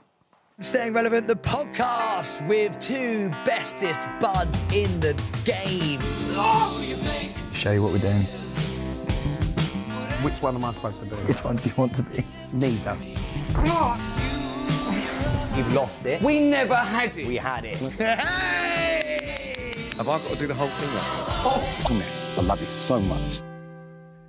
That even made... that made me cry when I saw it. Getting emotional watching that. Bezzers, Sam Thompson and Pete Wicks have captured the nation with the hugely popular podcast Staying Relevant, which has more than 5 million downloads. And now they're bringing their hilarious antics to the stage with an upcoming tour, and the pair are on the sofa to join us. It's so good to see you guys. It is so good to see you. I got really emotional watching that when you two were, you know, reunited in the jungle. That was such a beautiful moment, Pete's wasn't mortified now and watching it. Absolutely mortified. A lot of people say that to me because you had like Tony and his wife who've been married for a long time, Nigel and his daughter who obviously related, and the most emotional thing was us 2 Wallies jumping all over each other. Having the best time you've ever seen in your life, though. Really bromancing and feeling the vibes. Sam, when you first saw Pete in that moment, what was going through your head? He ran away, Joe. I did. He turned the other way and he ran the other way. Because you don't expect him to. You know what it's like to be in your habitat? And I was like, what are you doing here amongst all the mozzies and stuff? And then, obviously, I gave him a big old hug. And I looked at his face, actually, and it looked like he'd had work done out there. But he hadn't. He'd actually just been bitten on the face by a couple of mosquitoes, or so he says. But we don't know. I did look like Jackie Stallone. Yeah. I love the yin and yang with you guys. So brilliant. Because even watching that VT, Pete was like this. Sam was like this. Just literally can't get I don't know how to put my legs, because you guys are like that, and I don't know if I should be doing that or what I should be doing. Listen, take us right back. Where did this friendship start, and what were your first impressions of each other when you first met? My first impression of Sam hasn't changed much. He's really aggravating. I'd like to spend less time with him. However, now we're contractually obliged to be together, so that's the main reason that I do spend time with him. But what, 5 years, 6 years? 6 years. And what was it? It was Celebs Go Dating, and I saw him across the room, and there was a guy with blue eyes, and it was Pete, basically, and I saw him. He got out of the way. and I just saw him, and he had this energy, and the thing that we don't know about Pete is he's actually a really soft soul, and he's got a very crusty outer shell with a really, really soft, gooey centre. And actually, like, even before we came on, like today, he was calling me all last night, because he's actually well into his crystals, and he's, like, really, really spiritual. And so he was like calling me How all much of last this is night. true? Absolutely none of it. Not one part of that is true, but I'm so glad that you can see through all the waffle. No, he is. He's a really deep guy inside, like really deep. And I think a lot of people don't see that side of him. Yeah, whereas Sam's the opposite. He's as shallow as a puddle. I don't even know what that means, but... You're so opposite. It's amazing how it works, really, isn't it? On a serious note, yeah, he's kind of like the brother I never wanted, but my life wouldn't be the same without him. Like genuinely, I am quite blessed, and we're really blessed to be able to do so much work together and go on tour and do all that sort of stuff because it doesn't feel like work. Where did that all come from? Because there's one thing, being mates and living through a similar experience, you know, the shows you used to do, but to actually sit down and go, you know, suddenly actually make a career out of it and actually, you know, be partners is something totally different. Damn it takes a lot of phone calls to Pete's agent, and I once had to trick him that he had a job. And he paid me to be his friend once. Yeah. I once had to send an Addison Lee as if a brand had sent it, and he was coming mine for a brand job, and it wasn't. It was a TikTok video. Well, just to hang out with you? Yeah. Because otherwise I'd have been livid. Yeah, no, well, I was livid because I didn't get paid. So staying relevant, you've got 5 million downloads. Well done, you guys. Well done. Oh, I clap myself, that's bad. Wow. That's all right. Okay. And you're taking it on tour. What sort of things can people expect to listen to? The tour's going to be an interesting one. It's not something that Sam and I have ever done before. Right. I took it upon myself to write the tour, and I don't know why I decided that would be a good thing to do. You've wrote the whole thing? Shakespeare. Yeah. Oh, my goodness. He has got a Shakespeare touch about him, hasn't he? He does, yeah. He's the great. Something like that, yeah. So the good thing is for Sam, if it goes well, he'll get all the credit for being king of the jungle. If it goes badly, he'll put all the blame on me. Yeah. But no, it's going to be loads of fun. It's not just about kind of the podcast, which has got its own kind of theme. It's a lot to do with Sam and I and kind of our, let's say, colourful careers over the past kind of 10 years. So how will it work? Will it be like questions and answers, or you Yeah, we're gonna have a interview each little other? bit of that in it. the first bit is kind of the history of us, and then the second part is sort of podcast-based. There's a little Q&A, there's a lot of interaction. We've got a couple of special guests who might be doing bits for us. There's all sorts of things going on. It's going to be an interesting one. When we think about you two, there, you know, Sam is with Zara, and you seem to be there a lot, Pete. And, you know, some people... Wow.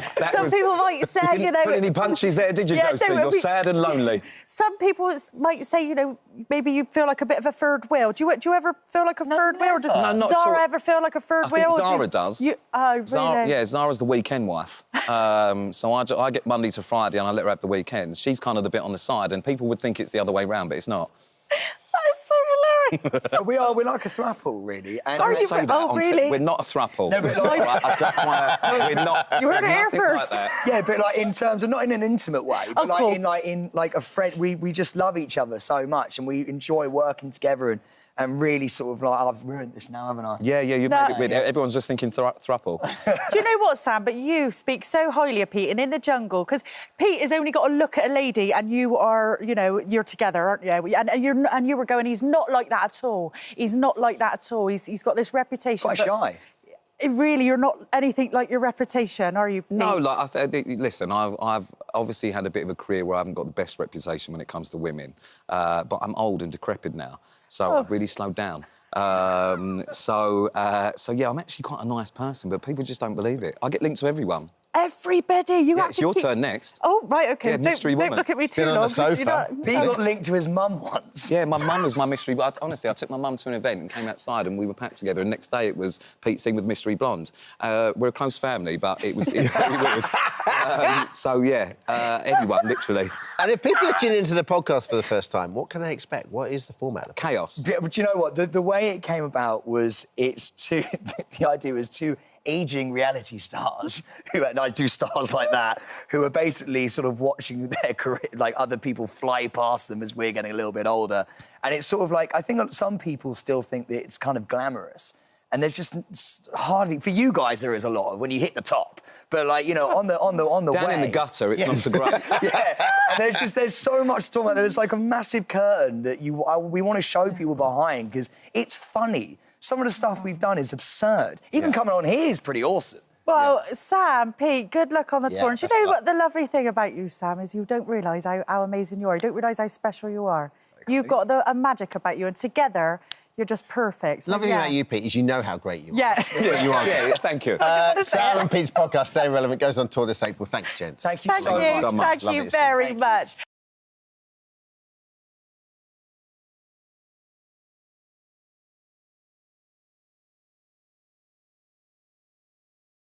Now, of course, Easter's become synonymous with eggs and bunnies, but at the heart, of course, is the Christian tradition. And that's why our next guest, Reverend Kate Botley, is here to remind us about the spiritual side and why it holds so much importance. Good morning to you, Kate. Morning. I also want to say I like sofa. the bunnies and the chocolate as well. I mean, who doesn't? Oh, they come a very close second. Right, come on. Yeah. I mean, Jesus, chocolate eggs, you know, it's fine. And I think that's the point, isn't it? Is that whatever way you access this, wherever you come in, obviously I'm professionally religious, so this is a big gig for me, you know, but I think that the whole point is that wherever you want to access this, there's something for everybody in there. Well, religion is on the decline. You know, their numbers are there. But people often forget why we even celebrate Easter. So, Reverend Kate, would you like to remind everybody? Well, I think Good Friday, I mean, it's a weird thing, isn't it? Because it's called Good Friday. Yeah, it's the day when Christians remember Saddest Jesus' day of the year, the saddest day, the worst day of Jesus' life. I suppose for me, there's something about the crosses. I don't know about when you write your Christmas cards and your Easter cards, you put a little kiss on the bottom, a little cross on the bottom. And I think for me, the cross of Easter is a little bit like God's kiss on the world. It's like it's a bit like saying, I love you so much that I'm in it with you, that my son, you know, knows what it's like to suffer and to die and to go through the worst day, so that when we're going through a bad day too, there's a solidarity in that. There's something alongside us saying, I know what this feels like. Can you just remind everybody the significance of the egg? Well, of course, it's springtime. So, you know, it's a time of rebirth, and in all different faith traditions and, you know, celebrations, it's that idea that the blossom comes out of the trees, the bunnies and the lambs and all that. So it's a time of rebirth. Lots of religions have that sort of symbolism. But for Christians, we sort of adopted it and said that, you know, the inside of your chocolate Easter egg's hollow, just like the tomb was on Easter Sunday morning. What I love about that story is it was Mary Magdalene that found the empty tomb. So women are right at the heart of it, and that really appeals to me. Yeah, it's funny, isn't it? Like, you go to sort of different Christian sort of traditions around the world, and so many cultures and so many other countries, Easter is actually more important than Christmas, isn't it? Yeah, it's more important for me as well because, I mean, you know, it's much better than Christmas because there's less pressure and more chocolate, which is really good. But I've been obsessed, I don't know if you've seen it, by Spanish Holy Week TikTok this week. Oh, my goodness, it's amazing. The parades through the street, people weeping and wailing. It's been great. So I've been loving that. And Kate, you talk about, you know, Easter being, you know, the start of everything. It's spring, you know, you've got the lambs beginning. And so you like to start Easter with some New Year's resolutions, don't you? Yeah, it's a really good time here because, of course, you know, like, the New Year's resolutions have gone kind of by the wayside a little bit right now. So I usually start again at Lent, and I think, OK, I'll start again then. How was your Lent? It's been a long one. How's yours been? It's been a tough Good Lent. Catholic boy When there. you work How's on this yours show, been? let me tell you, giving up chocolate crisp sweets is not easy around You've been very around this good. parish. Very hard. It's a tricky one, but that's the point, right? The point is that the feast tastes so much better after the fast, and it's a really good discipline to not overindulge Just all have the that abstinence. time. That's actually pretty good discipline, yeah. You know, when Easter Sunday morning comes, whatever your faith and belief. Do you know what I love about you, and we were colleagues on Radio 2 and we're friends on Radio 2, is you wear your faith so lightly on your shoulders. And I think that's so important because no one wants anything shoved down their throat, and no one wants the easy certainty of religion. Has that always been the case for you? No, I think when I first came to faith, I had that kind of... Because I'm not from a religious family, Yeah. you know, I found faith as a teenager. And I think I was very sort of, like lots of teenagers are, very intense about everything, you know. But it's really mellowed over the years. And I just think that if you want to access some of this stuff, you know, I think what we've done as a nation is perhaps thrown the baby out with the bathwater a little bit when it comes to religion. There's some stuff in there that's still really useful for people, even if you can't subscribe to all of it, even if you can't eat all the chocolates in the chocolate box, you know, maybe there is still something in there that might be helpful and supportive. And that's why I wrote the book. You know, the book, Have a Little Faith, is for those people who go, oh, I'm not religious, but I do like to light a candle in a church if I go on holiday. You know, those kind of people. And it's so funny, you know, because people come up to me in the street and they'll go, I'm not religious. And I always wonder, did they go up to, like, builders and go, I'm not a plasterer? Do you know what I mean? It's like, it's OK. I don't mind that you're not religious. That's fine. And your book was, you know, inspired because did somebody not want to sit by you on the train? Oh, yeah, that happened. Oh, it was just... It happens sometimes that you're on a packed train and I've got my dog collar and I'm sat there and I'm thinking it's going to go one or two ways. Either I'm going to get someone who really wants to sit next to me, who's going to talk to me for the next 3 hours about the Latin translation of the New Testament or something, or there's just an empty seat. And honestly, I was on this packed train carriage and not a single soul wanted to sit next to the vicar. Joking. And I think people looking at the book might think, oh, it's just going to be Bible talk, it's just going to be Jesus talk. But actually, you know, I'm not preaching to the choir here. They're already in. Yeah. What I want to do is say to people, if you find some of that stuff useful, then it might still be for you. Life lessons on love, death, and how lasagna always helps. Always helps. Food A modern day always cup helps. of tea. Yeah, well, it's that thing of, you know when, I mean, we have it all the time, don't we? You know, people are going through really tough stuff. The world is it's a tough place to be. That's the thing about Good Friday, you know, the worst day of your life does not have to define it. Easter Sunday's coming, Sunday's coming. And it's that idea that if you don't know what to do and you don't know what to say to someone who's going through a tough time, take them something to eat. It could easily be chicken pie or whatever your thing is. But I love that though. I love, like, death in the family, lasagna. Yeah. Going through tough times, lasagna. Baby born, lasagna. Kate, you know, you said you grew up and you weren't from a religious family or a religious background. Where did you find your faith then? What happened to you? Well, if I'm being honest, I only started going to church because I fancied the vicar's son. So I only went for a snog and I came away with a dog collar. The age-old tale, eh? It's love. It was love and friendship. That's why I started going to church. But what's brilliant is my daughter, she's moved out now. She's living with a boyfriend. He's lovely. We're having a lovely time. She went to church the other week and I was like, I mean, we brought them up in the faith, but I didn't expect it to stick. Do you know what I mean? So she went, oh, I went to church this morning, Mum. And I was like, really? And she went, yeah. I mean, you know, it's singing and biscuits. Why wouldn't you go? And that's what I want to say in the book is, if that's what you take from it, you know, it's, if you then don't come to a place of believing, it's probably my fault, not yours. Kate, did you end up with the vicar's son? That's I the did. question. We've been married for 26 years. Never. So where did you go from that to actually being... Because it was over a chicken tikka masala that someone... Yeah. So what happened was... as is always the case. Honestly, my vicar took me out for dinner. That wasn't Graham's dad. You're thinking, oh, hang on a minute. And I was thinking, what's going off here? Just me and him going out for a meal together. That's a bit weird. Is this flirt? Is this a flirt to convert situation? And then somewhere between the poppadoms and the tikka masala, he blurted out, I think you should think about ordination. I think you should explore that. And it's one of those things, it's a bit like being, I don't know, a politician. You probably shouldn't do it if you really want to. It should come from the people that you're going to serve. Such a good point. It should come from the people that you're going to serve. And what I loved is when you said, when you got through and sort of this seminary or whatnot, it was like... it was like X Factor Judge's house. It was really... What was it, like the Holy Trinity there going, yes. No, so they send you do all this like testing and you write all these essays, you do all these presentations, and it kind of sort of comes to a head where you're sent away to this country house in the middle of nowhere with a bunch of other potential vicars.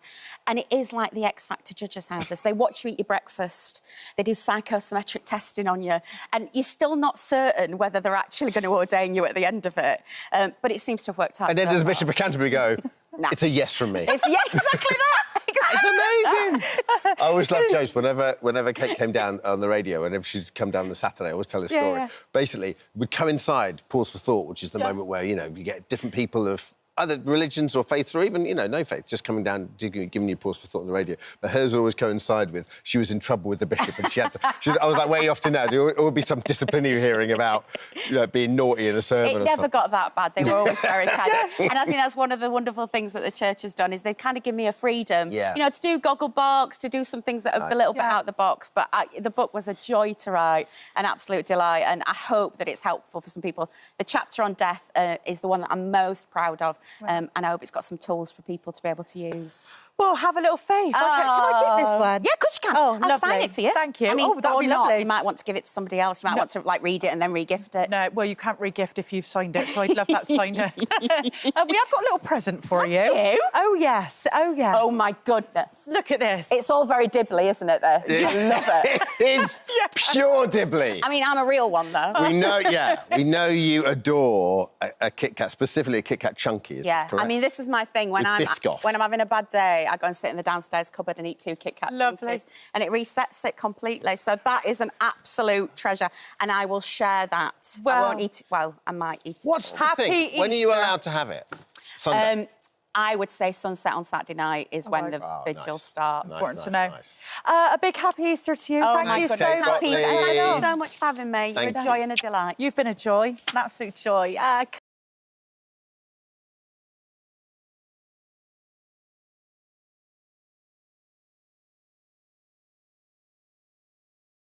swapping spring dresses now for lycra because it's gladiator time. After 10 gruelling weeks, this Saturday, the contenders will take to the arena for the very last time for the Gladiators grand finale. But we're joined now by 3 superhumans on a mission to stop the contenders succeeding.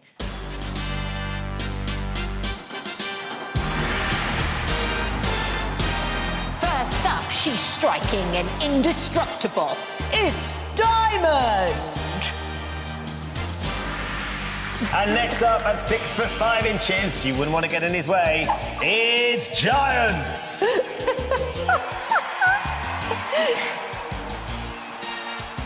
Used to fill. Yes. But I think we filled them, you know, credit to the people that have gone before us. I think we filled them that much, our toes are sticking out the end. Absolutely. And what's it like? What's your reaction with the kids as well? It must be amazing. Yeah, absolutely incredible. The kids absolutely love it. They just, yeah, it's great. It's wonderful. They're so excited. They want to play all the games and stuff, don't they? We've had parents say to us they've made like eliminators or duel like in their living rooms. It's wonderful. I think I'm right in saying, Dynamite, that you didn't really know much about Gladiator beforehand. These two are a bit older than you. Yeah, I had no clue. Absolutely no clue. Like, I got the call that I was, you know, being asked to audition for this Gladiators thing. And didn't really think much of it. Gladiators thing. This Gladiators thing. Didn't really think much of it. It was my parents and my grandparents that had to, you know, tell me what it was and how big it was as a show. So I thought, OK, right, I'll give it a go. Yeah. And then here we are. And I love the idea. It's your grandparents advising you to go and do the show where you're going to get bashed up every week. yeah. They thought it was something really special back in the day and thought we could make something amazing, and we have. I think you have. For sure. Giant, you used to be a firefighter, is that correct? I did, yes, 7 years. So how did you get involved in the series? So I was a firefighter and a bodybuilder for many years. OK. So, you know, the stature leads into those both quite well. Yeah. And I used to watch it as a kid. I was 8 years old when the first series come out. Did you have a favourite? I was Hunter for the males. He gave us a gong bath last week, didn't he? Yes, he was on my team. James did. Yes, he did. It's amazing. He's gone from being a gladiator to banging gongs. Yeah, he's probably now trying to heal the people that he's hurt in the past. Exactly. And what's been the toughest thing about the competition for you? For me, being a big bodybuilder and moving in certain planes of motion, forwards and backwards, up and down, that's about it for the last 10 years. Right. Becoming more functional and agile again was my biggest challenge. Yeah. But I didn't do too bad. And you consume 6,400 calories a day, is that correct? Yeah, that's just to maintain this physique. In the past, I've had up to 10,000. Wow. So, yeah, a lot of good food, by the way, not bad food, good calories. It's this weekend, Diamond, what can we expect for the grand finale? Oh, you can expect a real good competition between the contenders. Lots of excitement, lots of fun, some really great challenges. Has the standard of the contenders surprised you as well, the people that have been willing to come and take... Because you are an intimidating bunch. Us just sitting here knowing that we're going to mock up something in a moment. Have you been surprised by the standard? The girls have been incredible. They've been really, really good. They've been super strong, powerful, but, I mean, we're gladiators at the end of the day, so nothing really phases us. You're different, aren't you? At the end of the day, some people are just born different. Dynamite, what's your typical day? Like, how do you train? What do you eat? What's your typical day? Oh, typical day. I train twice a day most days. Wow. My morning session would be just CrossFit workouts, a couple, maybe 3. Maybe 3? Depends on the day, Sick, and then I'd get on my day at uni. Are you still at uni as well? Typical uni student. What are you studying? Sports science. So I'd have to go onto campus and go to a few lectures. I have to Do the do lectures that, really. get in the way of training? I kind of work I work around training, which isn't kind of how I'm supposed to do it, but I think that's just how I'm wired naturally. I make it work, I multitask, but I do that, and then I'll train again in the evening afterwards and It takes a lot of focus and dedication, Kat Deely. Which is exactly why they've got us heavily involved. They thought we're going to try and test them. We've got to test them properly. It's only 3 weeks in. Yes, of course. The gladiators are going to be putting our skills to the test now. So shall we bring out our very own referee? We are. Here he comes. Oh, no.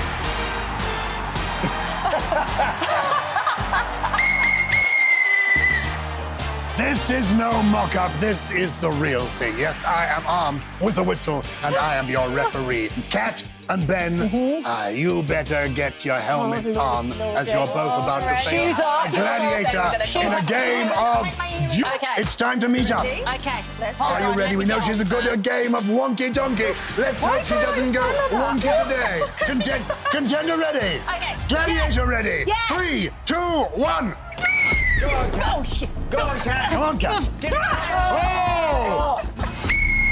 I was trying to style it. How many seconds? 4 seconds. Well done. So, Ben, you are today's winner.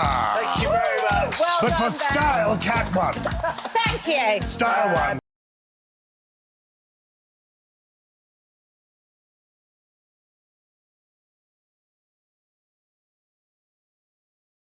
And Nicola joins us now. So that is Big Mood. It starts tonight Lovely at to see you. 10 p.m. you guys. Channel 4.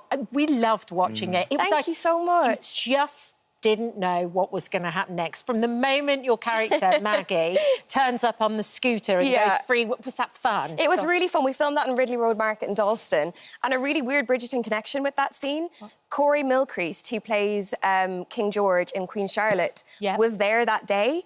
But you're right, buddy. Sorry, we're best friends. I don't know how you guys know. See, we are now. Yeah, he was like, did I see you in like a pink velour tracksuit in Ridley Road Market on a scooter? I'm like, you did. Was he just shopping at the market? He was just having, he's having a nice day, and then was like, yeah, when I met him, he was like, I think I saw you. Whizzing past with the headscarf. And tell us a bit about the show. Yeah, so it's written by one of my best friends, Camilla Whitehill. It's a comedy, but it's a dark comedy. It deals with, there's 2 girls called Maggie and Eddie. Where are you off to? Now you're in charge of the... Oh, buddy, do you not care about Big Mood? Come on. You can give him that. Buddy. Hold on. Buddy's been really well trained this Do you know week, what? He's apparently, really but since- sleepy. And also, do you want him on the couch? I was like, yes. But I think everything you do is perfect, and you've never done anything wrong in your life, buddy. Yes, so it's about 2 girls, Maggie and Eddie, and they're best friends. They're about to turn 30. And they sort of at a funny stage in their life where it's like, do they go and get married and have kids, or, you know, what's happening with their careers? It's like that strange adjustment period. And then my character, Maggie, has bipolar disorder. Yeah. So that's something that works its way in. So it does get quite dark, just as a warning for people. Some people have watched it already today, and they're like, oh, it goes a place. I'm like, it does, but brilliantly so. Camilla's an amazing writer. Yeah. Brilliant fun for you as well, but a challenge because she is bipolar, so you're sort of not really sure how she's going to be at any one time. Yeah. And I'd imagine the way you've shot this, on some days you were shooting scenes from different episodes, and one moment you're high, the other moment you're really low. It's wild. Like, we shot it in 7 weeks, which is no time whatsoever. And you literally are like, playing her very, very depressed, and in the next scene, she's manic. And we had an amazing director called Rebecca Asher, who's worked on some of my favourite shows, like Arrested Development and Brooklyn Nine-Nine. Wow. And she came from the States to do this. But yeah, I would very much rely on her and Camilla to be like, where is she right now? Like, what state is she in? And we shot literally the opening scene and the finale scene back to back one of the days, which is like 2 really Get your head around that. Yeah. But super fun. Yeah. Got to talk to you about Bridgerton. Yes, too. Have to. 3rd season coming up. And it's going to be released in May and June. May and June, correct? yeah. 16th of May and then the 13th of June. I hope I get that right. And then this really revolves all around you because it's all about Colin Bridgerton finding love. Yeah. It must be great. It's really exciting. It was a massive challenge. I shot Bridgerton and Big Mood at the same time for 3 weeks. I mean, that's nuts. So we filmed one in East London, one in West London, and my head was just gone completely. But I had the best time filming it. Luke is incredible. It's so romantic this season. They've really upped their game. I love season 1 and 2, but when we got these scripts, it was like, oh, wow, OK. Yeah, I'm very excited So to see it. season 2 ups the sauciness. Season 3, which I think we've won the sauciness. Have the battle. sauciness I gone up? think so. I think we might have. So you've been having your fair share of steamy sex scenes in this one. Yes. How do you get around that? How do you navigate that? It's really nerve-wracking, but thankfully I've known Luke for 4 years, and he's a super nice guy. Does that make it easier, or does that make it worse at the beginning and then better in reality, because we could kind of have a laugh about it. And, you know, it was quite liberating and quite fun to do. I wouldn't have thought that before. But an amazing intimacy coordinator, Lizzie Talbot, who was there, and she treats it like a stunt. And we had a lot of say in what we wanted to do as well, which Just was great. explain a little bit to our viewers what an intimacy coordinator does. So, they're kind of like a stunt coordinator, but for sexy scenes. So it's sort of like... And how do you get these jobs? How do you get these jobs? It's a really well-paid job. Yes. Yeah. In many ways. Yeah, absolutely. But literally, so what they will do is they will coordinate where your hand's going. Not quite. It's sort of like, what are you comfortable with? But Luke and I actually had a lot of say in what we wanted to do, and we kind of had ideas about how we wanted things to play out, which was great because we really felt like we were in control. Yeah.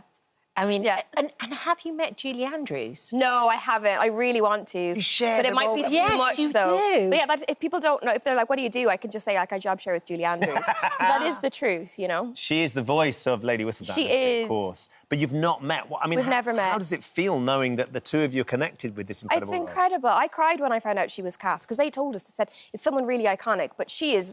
like, that word is overused, but she is truly an icon, so yeah. For sure. Yeah. Do you think you will meet her at some I would stage? love to. I mean, you've got to. It would be very intimidating, but I would love to, yeah. She's amazing. You'd love her. Yeah. She's really I've lovely. She met really you is. met her? Yeah, Oh, yeah, my God.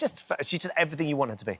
Oh, that's heaven. Yeah, undoubtedly. But the success of Bridgerton, you forget that first series landed while we were all in lockdown, Yeah, didn't it? absolutely. Which is why we all consumed it. So that you'd gone from this sort of the sort of relatively starting out with this amazing role to having this global hit. Yeah. But you were locked at home and you couldn't really go out and enjoy the notoriety. It was really, really strange. It was like such an adjustment because it sort of came out and we heard all these numbers. We were like 82 million people in month one and you're going, I can't compute that. And then going back out into the world, becoming so much more recognisable, I was like, oh, OK, right. This is quite a big show then, yeah. But you're also really known for your accent. So you've got kind of the very proper, very kind of like Regency London. Yes. And then, of course, you've got Derry Girls as well. Yeah. How did you practice the accent? Well, Derry Girls was Nadine Coyle, was my point of reference, so that was easy. For Bridgerton, though, I did a lot of voiceover as a kid. OK. So I did a lot of cartoons and stuff, and there was no demand for Irish accents back in the day. So they were like, they needed kids that could do UK accents, American accents. So but Bridgerton was quite easy, but then in Big Mood, I didn't have to do an accent at all, which was amazing. Yes. I was like, OK, I got this. I don't need to prep. I don't need to... Great. So I think it's always worth... Let's listen to Nadine Coyle and we'd love to get your Derry Girls. I think this is where you've learnt your Derry accent. Absolutely, yeah. Daddy, it's my passport in the car, Daddy. Yeah, it's amazing. I remember it so well. And that scene, of course, she got caught having given the wrong date of birth. It was a big because she was scandal. too young to be doing Pop Stars, but she got and that's how you basically taught yourself. Yeah, I didn't really know many people from Derry, so she was the one I was like, oh yeah, Nadine Coyle, I totally can get that.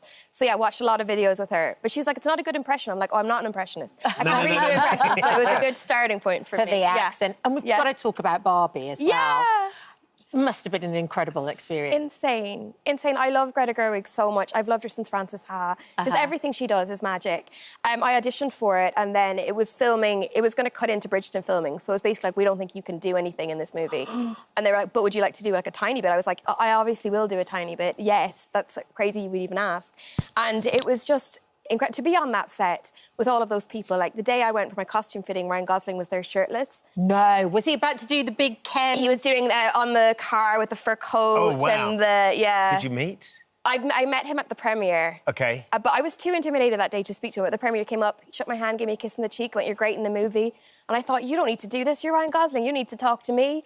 Yeah, we were all lined up backstage. It felt like school assembly. It was really funny. Everyone was chatting and they were like, can you please stop talking? Like, Will Ferrell stand there? And I was going, what am I doing here? Amazing. Yeah, absolutely brilliant. So and the cool. reaction to that as well has been sort of... I mean... It's groundbreaking. It's such a testament to what an incredible producer Margot is as well. She's an amazing actor, obviously, but then she's so smart. That movie wouldn't have happened if it wasn't for her. It was her production company, Lucky Chap, and they brought it to Mattel, and yeah, she's amazing. And so Barbie 2, are you going to do Barbie 2? Would you be... I mean, honestly, I wrote Greta an email and I was like, if you want me to come and like make the tea on this set or clean the floors, I will be there. Like, so yeah, if she ever asked me to do anything, I would be there in a heartbeat. Yeah. Amazing, Nicola. It's lovely to see you. Yes. Big Mood is tonight. He's coming home with me. Yeah, Buddy's coming home with you. Yes, he's a going away present. That's exactly what we've done. Oh, Lady perfect. Whistledown can have whatever she likes. Yeah, perfect. Thank you. It's on tonight, Channel 4, 10 o'clock. 10 o'clock. Thank you guys so much. Thank you. I love it. Buddy's ready to go, by the way. You're heading off? Get the car. Let's go. Oh, go clubbing. Thank you. Thank you so much.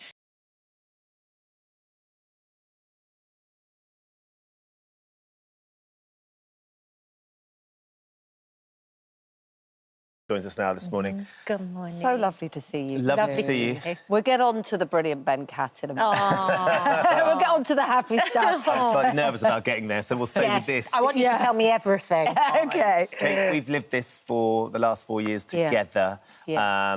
Obviously, you've been a part of those documentaries, but Yeah. this last documentary, by virtue of the fact it was the third one, and tragically, of course, we lost Derek just a couple of months ago. Was there ever a point, and you must have been filming it for months and months, where you considered not putting it out? Yes, there was, you know, being honest. So after he passed away, so 10th of December, as you know, we may talk about that as well, he had a cardiac arrest, which led to massive bleeding and hemorrhaging, and ultimately, on the 3rd of January, took his life. And after he passed away, obviously you're just consumed with that grief and things like the funeral and the children, his mum and dad, and all those things. Lucy Wilcox, brilliant producer, rang very upset because, of course, she'd become very close to Derek and said, you know, we do have this thing ready to go virtually. What do we do now? And my initial reaction was, oh, gosh, it can't air now. It's too painful. But then I thought, having talked to his family, that actually that was rather that was selfish of me, because I was thinking about my feelings about it and the reaction I might get and whether it was appropriate. But actually, it was Derek that chose to make this documentary. And it was not really ever about me or Derek, although I know, you know, we're the faces on there. But it was about the system that lets caring people down, carers of all sorts down, and actually lets down the people that work within the system as well. I've had so much response from social workers, from health workers, from, you know, people who are often seen as the people making decisions that are unhelpful, saying, we are so frustrated, that I thought, well, you're doing it for that. Derek wanted to do it for that. Actually, plough on. Well, yes, because that was one of the things I took away from the documentary. As Fresh Eyes was that he wanted to be heard. Yeah. He very much wanted to be heard. So you were kind of put in this almost tricky place where you knew what he wanted. Yeah. But you are trying to work it out as a family and you're going through grief at the same time. How was it when you watched it back? I couldn't really speak for about an hour afterwards, actually. And that was the sort of human reaction of... That's quite unusual as well, Kat. I'll just point that out. Everybody breathed a huge sigh of relief and took a moment to take a holiday. No, I couldn't really speak. I was overwhelmed. It was raw. Things that jumped out at me was just the unbelievably frustration of seeing how well he was doing, how much progress he'd made. For him to have struggled so hard and fought so long, that's just a personal sadness for me. But I was also very keen that it didn't then look like a waste, because I thought about all the hundreds, actually, of specialists, doctors, nurses and carers that had given so much of their own time to try and make things better for Derek. And they do it for everybody. You know, it's just that my experiences with Derek. I wouldn't like them to think that that effort was a waste, because those 4 years had purpose, were precious, and we can't be in a society where, unless you're fully functioning, contributing in a way that we'd all like, you know, working, paying taxes, all that, where it's pointless, and it's not pointless. You know, life is life. He had come such a long way as well, those 4 years. If you think about what you were all able to celebrate in those 4 years, thanks to those specialists who did everything they could to sort of give him the best standard of living, not least you getting your MBE and him being there that day. Yeah, amazing. Never thought it was possible, even actually 2 days before he was in hospital, but he was there, determined to be there, and how wonderful that he could be, you know, and that's a gift that we have. There's something special as well, Kate, in the documentary, that people got a real sense of the connection between the two of you and how much love there was. I think you're really honest about the shift in how he could display his affection for you and also your role within that relationship. And that's something that resonates with a lot of the people that have been getting in touch with us with regards to caring for their partner. Yeah, I think whether it's a partner, a parent, a child, a brother, a sibling, you know, big physical and, in Derek's case, brain changes the dynamic. And I certainly was very conscious for him. He felt disempowered in so many ways, physically, communication-wise, everything. He desperately wanted to, he would say often, I'm sorry I've let you down as a dad to the children, which, you know, broke their hearts. And they would say, no, you're our hero. And he didn't let them down, of course he didn't, but he felt like he did. And I'm sort of very aware that the things you do that you don't even notice in a relationship, like the little things you do when you know somebody so well, he physically could no longer do. So he didn't, you know, I wondered if he knew how to be, and we were in the process of working that out over the 4 years, and I feel we had got there. I feel we got to somewhere. And unfortunately, you know, the path ended. Yeah. Their wedding was one of the most unique experiences. Was it? Why? It was an extraordinary occasion. Yes. Really, really incredibly loving and energetic and fun. And great speeches, I'm imagining. Great trust speeches. me, the speeches were the highlights. Certainly for me, Kate, and me. Derek's is much better than others. Yeah. But if ever you wanted to get a sense of what it was about Kate that Derek found so special, I thought there was an amazing moment in the documentary. We're just going to play this little clip. This is brilliant. Which just sums him up and your relationship up so perfectly. OK. When did you meet Kate? Met in Clovergis bar. It was a blind date. Can you remember what you first thought of her? Yes. What did you first think of her? I thought she was fit.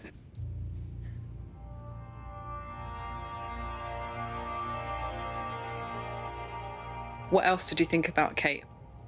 Caring. Lovely.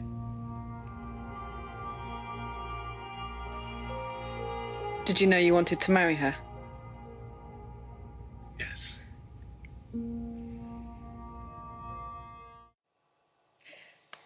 And then I love how the interviewer asks you the question and she says, did I talk too much? He said, To be asked Derek what you thought when you first met her, I was like, oh, God. What's coming now? Yeah, talks too much, I went for. But, yeah, that was pure Derek. There was a real bit of Chorley fit. Proper joy. I love it. No. Not classy, obviously, but fit. But that's why... But that was so great! That's why it's so good, because it's his very essence that's was there. absolutely there. Yeah. Absolutely there all the way through. But it must have been so exhausting. We've talked about how the relationship changed, and I know there was a point where you cared for Derek solo for 10 days, Yeah, 24 there were hours. chunks of time, yeah. And I honestly felt like I was going slightly crazy. You're so sleep-deprived. Yes. You're so stressed. There's so much responsibility. And, of course, you're also thinking about the children and what kind of mother you're being in that period. And, yeah, I don't know how you can do that for very long. And one of the messages I got yesterday is that the person that she'd cared for, her husband, sadly passed away, and she said she realised she did it for 2 years, sadly didn't have longer, but found that afterwards she just felt she was so angry because I'm frustrated, and felt like I did, which is there's so much time spent arguing for things and ranting about things and making appeals which take so long when you're asking for time for doctors to represent their evidence, and of course they're busy and they've moved on, and then you come down to it and you think, I can't convey this, and if you can't see this, and then, of course, you feel very guilty for asking for it, but when it's life and death, when you know if you don't ask for it, you have to, and you don't like the person you've become because you feel like you're rowing with good people. Yeah. Do you know what I mean? Yes, I totally do. And sorry, it sounds very confused, but you just think, I don't want to be this person. I want to be this person who says, thank you so much.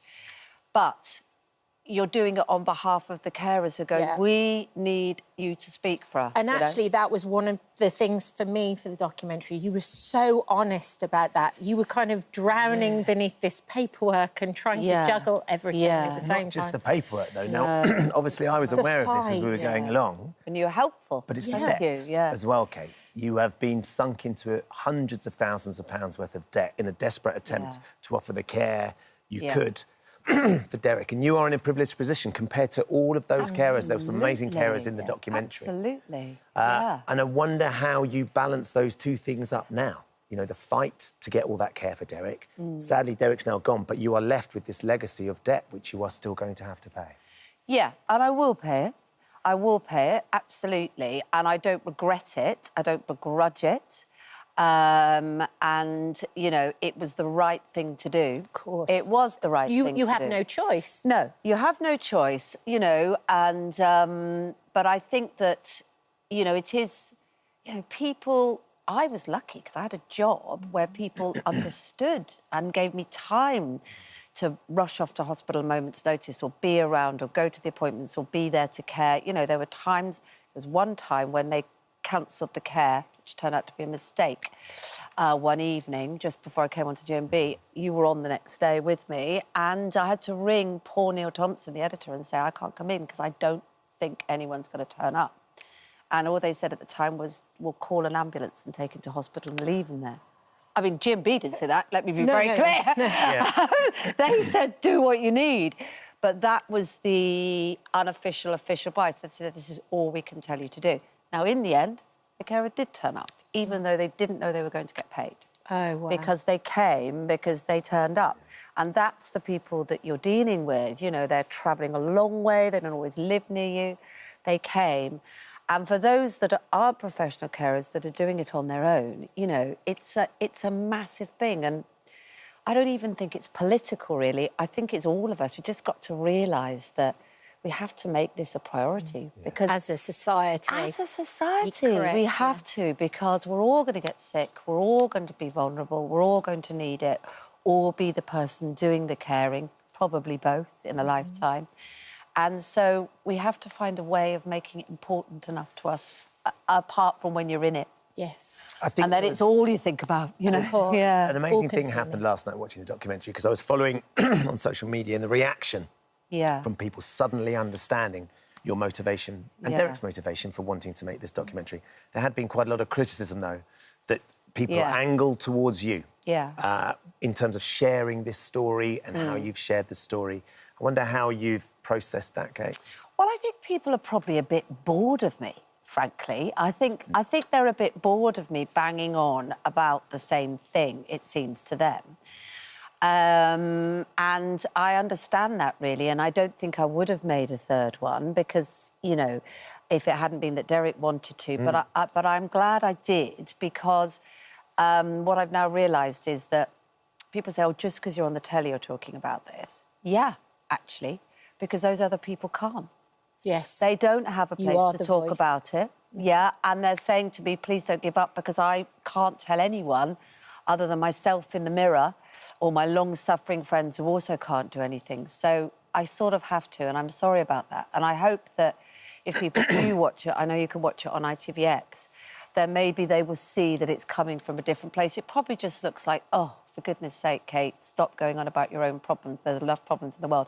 I'm really not meaning to go on about my problems. I'm trying to go on about everybody else's problems. From my experience of working with you, this is the one problem I'm very happy with you to go on about as often as possible. The hair, however. a bit annoying, but this you're happy about. But this is some of the reaction we've had. Michelle, I'm a carer. We are welcomed into families that we look after. We get so attached to them and love them. My heart went out to Kate and to the children, and of course to Jake. You're amazing. Jake carer. is grieving himself. Yes, you know. Yes. And what an exceptional young man he is, by the way. Hugely extraordinary, life-saving. Carers are life-saving. They are. He's one of them. Fiona, such a beautiful and powerful watch. You can clearly see the love and bond. I'm a care assistant, have been for 30 years. I love my job. As much as it's underpaid, challenging and hard work, I wouldn't do anything else. And this is Kate and Derek. How wonderful. So well done for giving Derek, the patients, the carers, paid and unpaid, a voice. We've been shouting for years. Let's hope the government, councils, MPs are listening. That's from Michelle. Thank you, thank you, thank you. I hope so. I hope we all, I hope we all do something, because we are all going to want change, aren't we? There's a lot of pressure on money at the moment. Everybody's counting the pennies. But when you're at that moment, on your own, in the middle of the night, either the person who needs care or the person that's praying a care will arrive, you suddenly sort of don't worry about anything else, you know? Thank you. Thank you, Kate, for coming in. Thank you for having me. And brave and brilliant. It's brilliant watching you two. Oh, well, thank you. Are you enjoying it? Yeah, we're loving it, aren't we? We are. We are. I say the real we. He said to me, I've so traded up. And I said, yeah, you so have. I thought you were going to say, I've trained her up. I've trained her up. Oh, no, we're getting there with that. Don't worry. I've traded up. Now the training begins. Thank you, Kate. We'll have to get you back at some point. Please, fill her in on all our deepest, darkest secrets. I can't wait. The ones that we can't talk about now. Preferably over wine. Well done, Kate. All I'm right, very proud of you well and the family. Love to Bill and Darcy as well. Of course.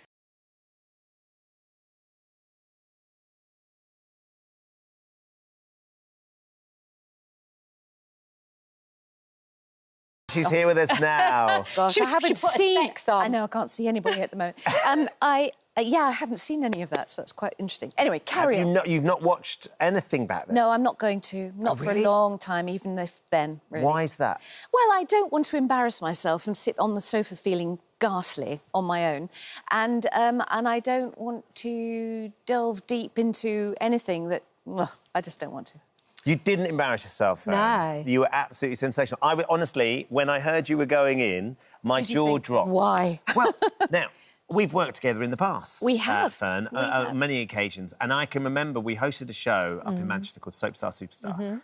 And we were in the hotel. This is the two of us. Look at us there, crikey. That was a long time ago. Look at the baby face. It's nearly 20 years ago. But after each show, we went back to the hotel, went back to your hotel room with Lynn and with David, who's here, still does our wardrobe. And we watched Celebrity Big Brother. It was your absolute favourite. Do you remember? I think it was Leah Barrymore might have been. Yes. And you were gripped, and then I was thinking, gosh, now you're all going in there. Yes. You're all going to be the person. Yes. What? Why? Why?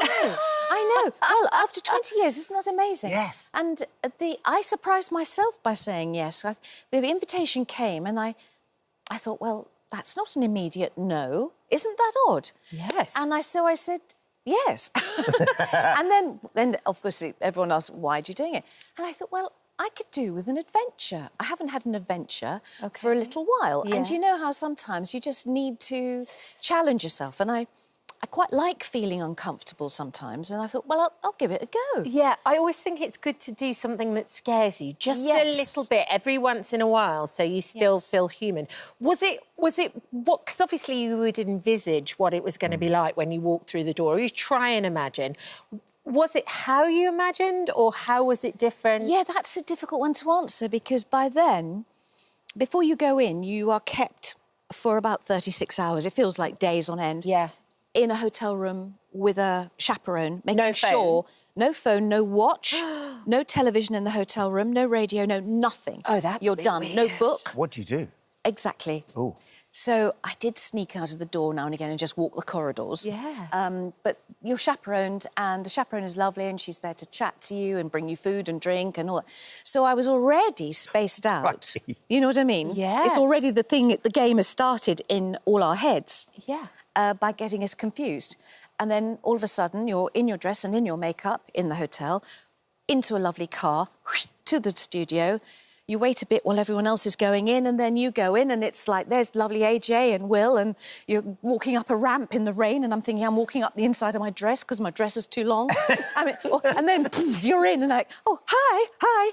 Literally extraordinary. Oh. And then that first night, they keep you up till about 3 o'clock in the morning because they want you to unpack and get you ready. And to sleep deprive you a little bit as well, probably. Absolutely. There were many times when I sat in the diary room and said to Big Brother, look, can this pensioner please go to bed early? And he'd say, well, can you manage a bit longer? Well, that was what Louis said to us, actually. When Louis was on the sofa, he said he hated the nighttime. He hated being in a bedroom with everybody, and he just couldn't sleep. Being and he'd have locked in. panic attacks. Yes, locked into a big room with 12 other people and no windows, no daylight, nothing. Except a sort of low light in the bedroom all the time. And under the beds, they're all lit under the beds. They all look like, you know, those cars that go... all with all the lights underneath. So it was weird, really. Very weird. And then after, I think I did 19 nights. I think that's what we did. And the last few I found really hard, and was just willing myself sleep, and those hours will be done. Then you wake up and you're still locked in. And then suddenly the lights go on and they might play music or, you know, all sorts of noises. It's a sensory overload in so many ways, isn't it? Absolutely. You know? And it makes everything, emotions, everything very heightened. Because the tears, I can remember watching you in tears. I'm so sorry. My heart was breaking I know, for you. it's pathetic, and I'm so sorry. But you know when you are slightly, you don't know what's going on anyway, and then someone's nice to you. Yes. Big Brother only had to say, how are you, Fern? I'm fine, I'm so sorry, I'm absolutely fine. I don't know why, and I think a lot of us wept. A lot of us did. Yeah. It was literally just an alien environment. A lot of it was good fun. A lot of it I was fascinating to be a part of. And then there were bits that were so confusing and painful. I mean, when poor old Bradley was evicted, evicted, one of them. I mean, that was a shock for all of us, we were absolutely in trauma. It felt like you were struggling, though, with the nominations. You were struggling with some of the challenges when you had to put the snake in Louis' bed. Oh, that was a horrible You know, you traumatised yourself over that film. Yeah, and it's just a game. I know, and I was the first one thinking in my head all the time, it's just a game, it's just a television programme, this is entertainment, we're all here just to do the experiment. And then I did the snake, and I was thinking very quickly, because, of course, I was always up for eviction. And I thought, well, whoever came across that in the diary room, they didn't call me, it was just that if somebody come to the diary room and it was me. And there it was.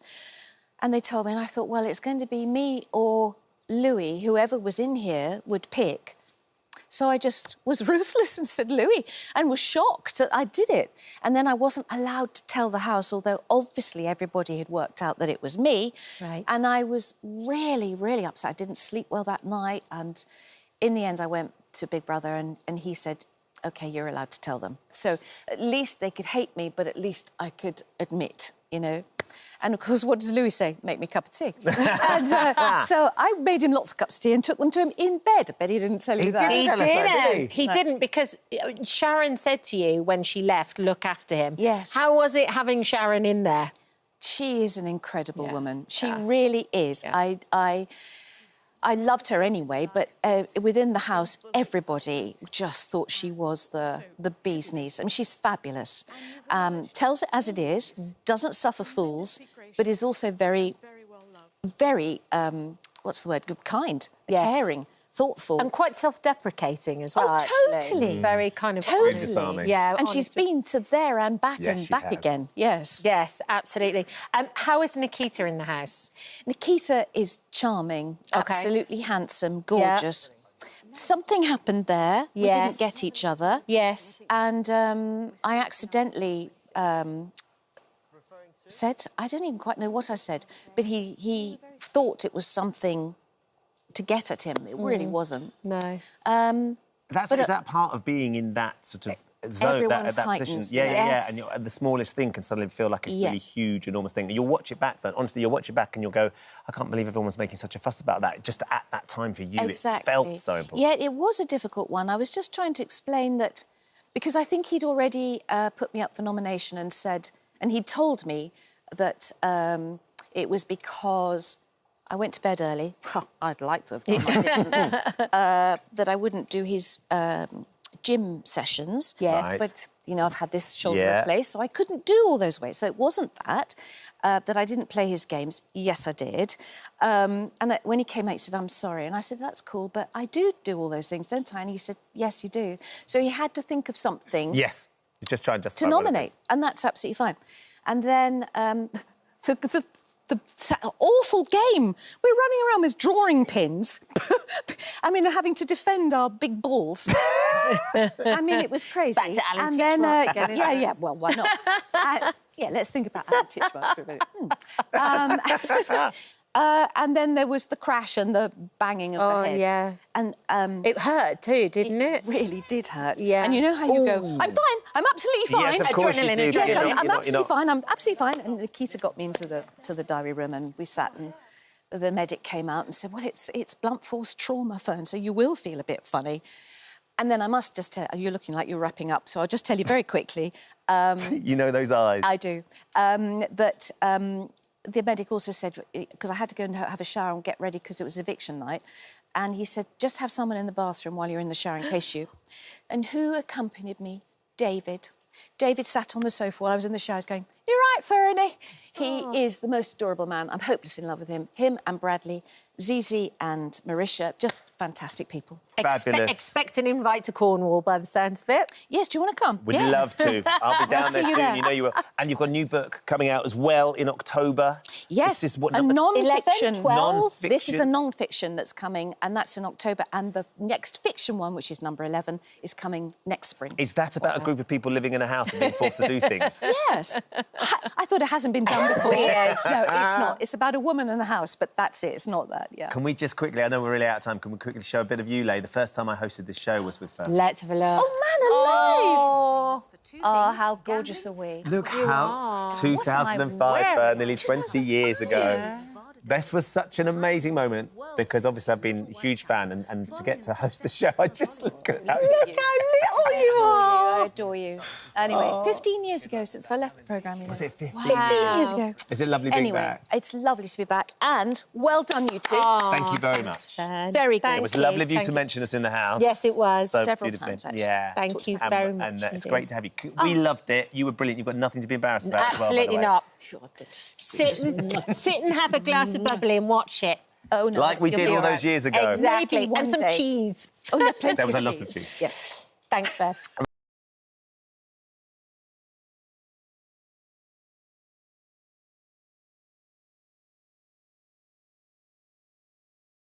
Now in the studio, we're about to be blessed with a very special performance, a very unique interview.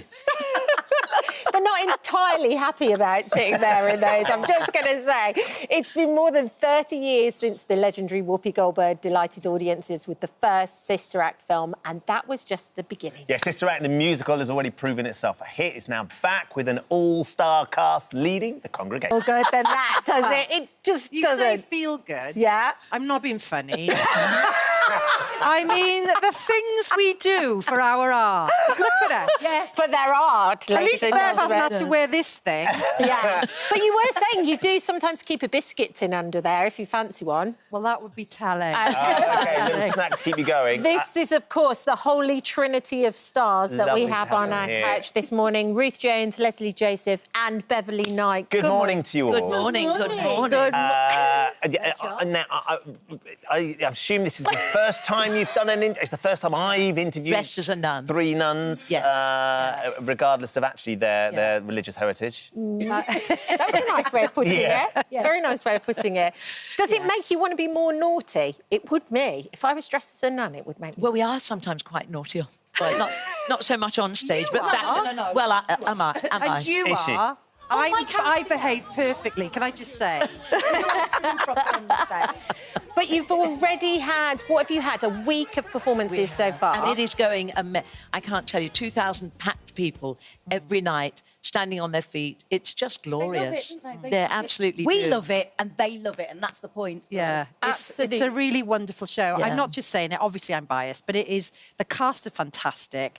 The crew who put, you just dropped your little... You've loved it, Oh, yeah. the pop shield's on again. The crew who put it together, everybody, and it gives such an uplifting experience. Yeah. I think we all say this. Yeah, we do, yeah. In this day and age. I think the one word people use is joyous. Whenever Yes. you ask, Yeah. what did you think? Yeah. It was joyous. And at the end, when they're all standing up doing this, and Oh, just- it's wonderful. glorious. We look out and that's what we see. Yeah. And that gives us our internal joy and we can Yeah. translate that to the audience, which is why we're there. We love it. It's been joyous listening to you rehearse this morning, and the performance for everybody later they're going to absolutely love. But you girls have done this for a while. You've been there, but this is your debut, though, right? It's my Ruth, in musical theatre your musical debut, theatre right? debut in the Yes. West End. I do not pretend to be a singer or a But dancer. you can sing, but you can't I sing. can hold Yes, a you can. tune. Yes, you can. They're very kind. They're very kind. I thought paid them it. everybody in Wales sang.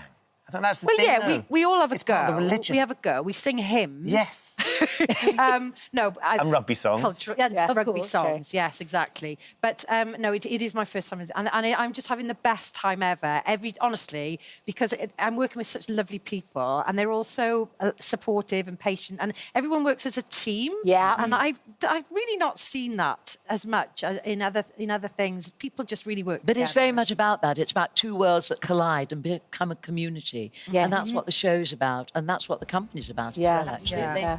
Can you tell us a little bit about your characters? Beverly, you play Dolores. I do. Made The famous, nightclub of course. singer. Yeah, by Whoopi Goldberg, made her famous. Yeah. She witnesses her boyfriend, played beautifully by Lamar. Yeah. She witnesses him gun down an informant, and she has to hide from him. And of course, she disguises herself as best she can in a nunnery where she comes into Contact with us. with Mother Superior, Mary Laz, and all the other nuns. And in so doing, she discovers a lot about herself, She does.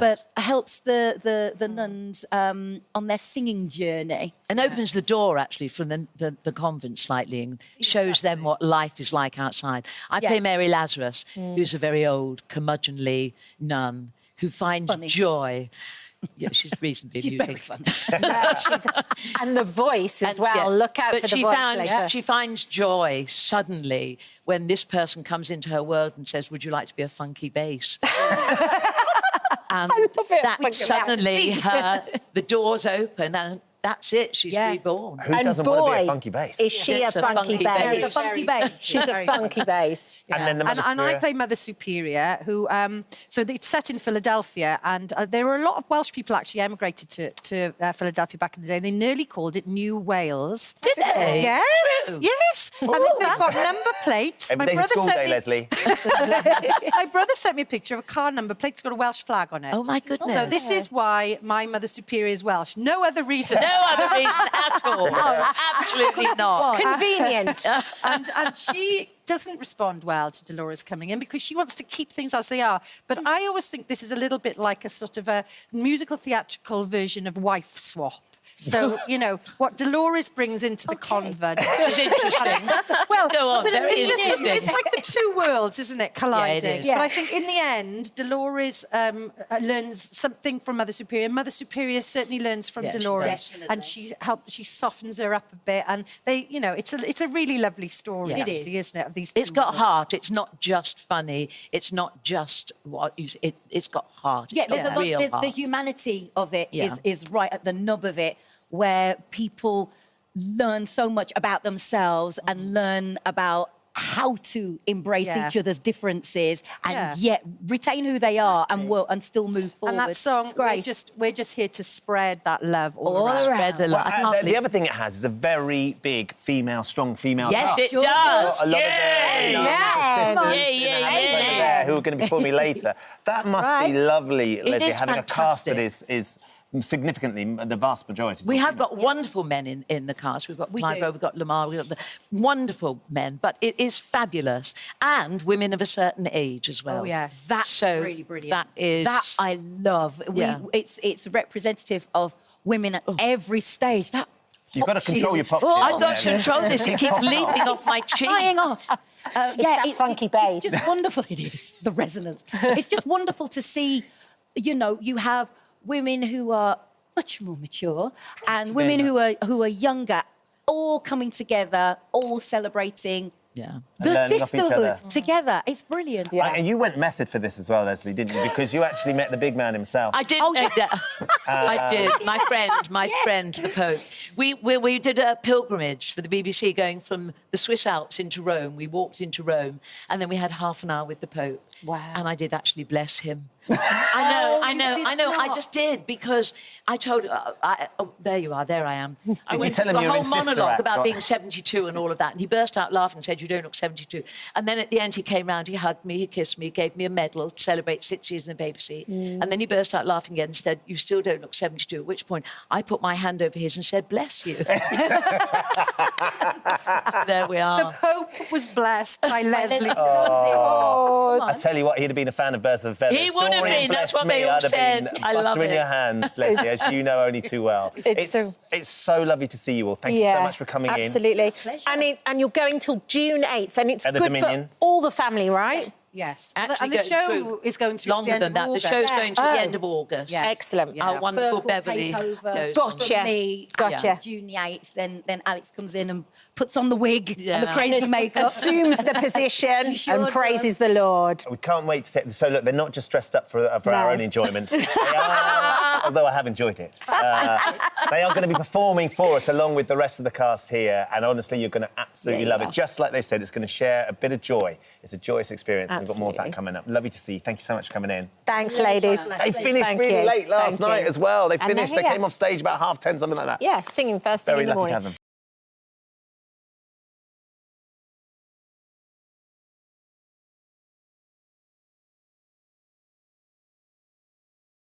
Rather gauche. Julie Richardson, star of Netflix's One Day and The Gentleman, and Disney Plus's upcoming Renegade now, joins us now. morning. Good morning. What a start to the year. I mean, you couldn't pack any more in, could you? Yeah, but the funny thing is, it was like years. It was a couple of years' work that just all came out at the same time. They're like buses, these massive hit shows, aren't they? You wait for years to one come along, get 3 at the same time. Let's start with One Day, One Jolie, Day, which yes. has just been extraordinary. Obviously, much anticipated because of the success of the book. Did you know the book before? I did know the book and I'd seen the film, but I somehow thought it would work best as a series.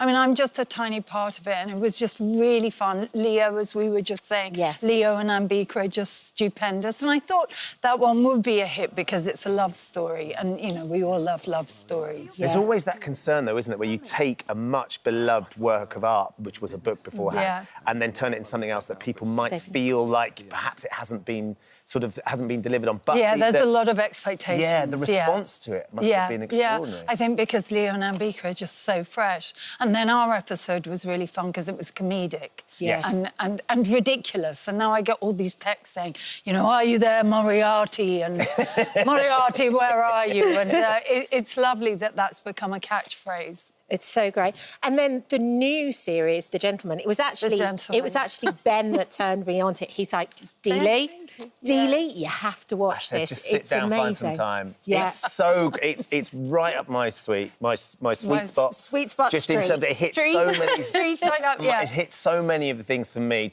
For anybody who hasn't seen it yet, Jolie, just explain a little bit about. Oh my goodness! Gentleman. Can you not explain? Well, it's Guy Ritchie, and it's a crazy gangster. I always say it's Downton Abbey, Peaky Blinders in a blender, The Gentleman. Yes, that feels like a really good description, to be honest. It's simple, isn't it? Yeah. But it was so funny as well. The writing, I mean, it's very stylised. The characters are amazing. It is a little bit violent and it's got that edge to it. It's edgy, it's also glamorous, it's ridiculous, and it's also about family, and that's one thing we can all relate to, and dysfunctional family members, etc. Yeah. And you saw people are watching a little bit of Vinnie Jones pops up in it as well. Yeah, Who, of course, has been in a number of Guy's films over the years, hasn't he? What was it like working with Vinnie? It was so funny because we couldn't have been more opposite, because I love to rehearse and like get my feet and know what I'm doing, and Vinny's like, all right, come on, lunch, let's go, I want to get home. Like we were saying, he likes his farm, you know? He just wanted to be out there, but I think he's pretending a little bit, because I think he actually is really into it. He's so good in it. He's brilliant. Yeah, brilliant. I think it's the best thing he's...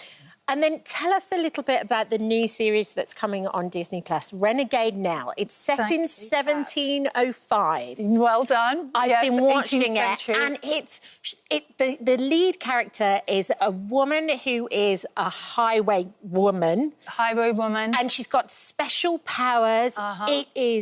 It's sophisticated, it's intelligent, it looks super expensive, the special effects are amazing. Yes, well, because you've got Sally Wainwright, the writer, who's sort of goddess of television. Valley and exactly. And then you've got the production values of Disney. And then, like you said, at our centre, we've got this kick-ass, amazing actress, Louisa Harland, who's just perfect. This great cast of characters, like The Gentleman. Everyone's very delineated, it's very funny, it's moving, because it's also about family, and magic. And then these incredible costumes. Well, I was about to say, you, though, however, seem to play these pearls of a role within each one that are like fun. They're a bit out there, a bit silly. There's loads of costume. Well, the thing is, I think, you know, when you get a bit older, you know, you get, in my case, you get sort of smaller particular parts, and what I love is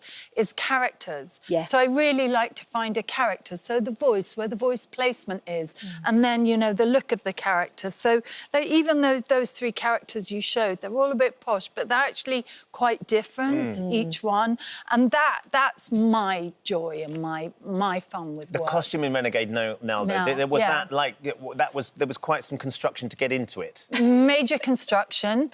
Tom Pye, a brilliant costume designer, and Jill Sweeney, who did these extraordinary, like you see in that picture. I mean, because I'm really tall anyway, I'm sort of almost 5'10", and with that, it was like another 1.5 foot on top of my head. Corsets, padding.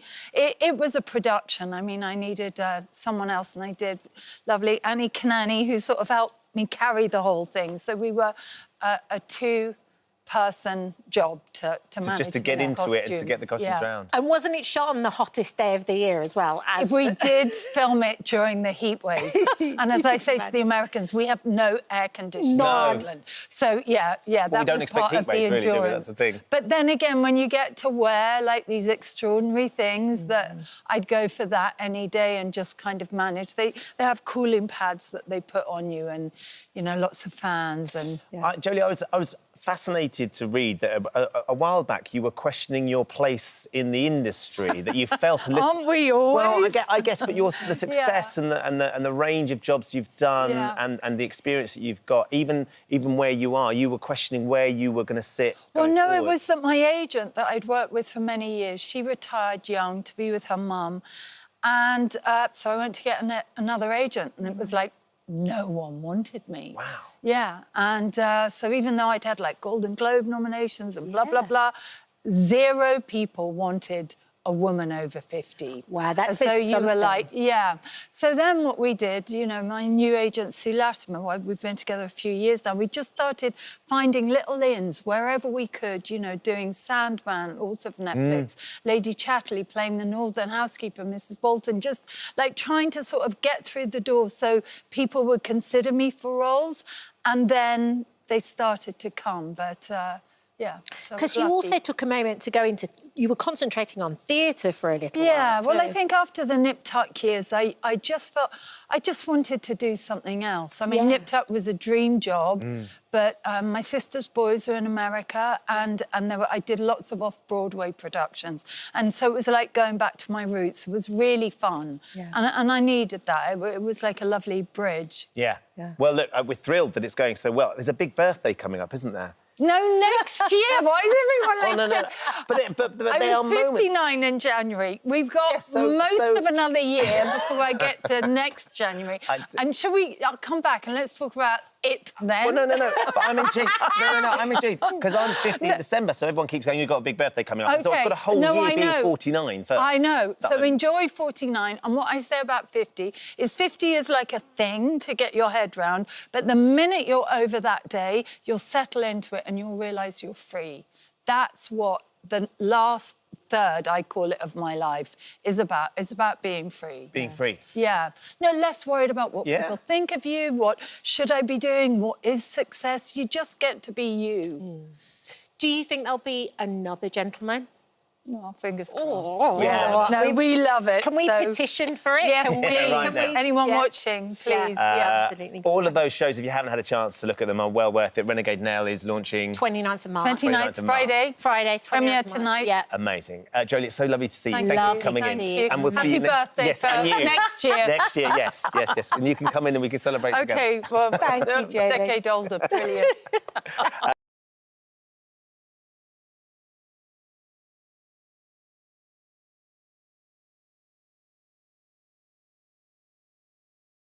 And Louis here now. Good morning. Or Good morning. afternoon. Just made it the Good afternoon. morning. You looked incredibly relieved to be out. When it finished. You have no idea. Back in the real world. Yes. It was nothing like I thought it was going to be. It was a lot tougher, and I could cope with the days, but I couldn't cope with the nights. Well, I read about that. That's true. Of you waking up in the night and almost having panic attacks in a room full of people. A dark room. Yeah. And it was locked. I couldn't get out. You know, and that drove me crazy for a while. And you were in a room with a lot of other people that, but that previously, the first 3 weeks, you hadn't known. It was 12 people, and I was waiting for them to wake up. I was waiting for somebody to wake up every morning for contact.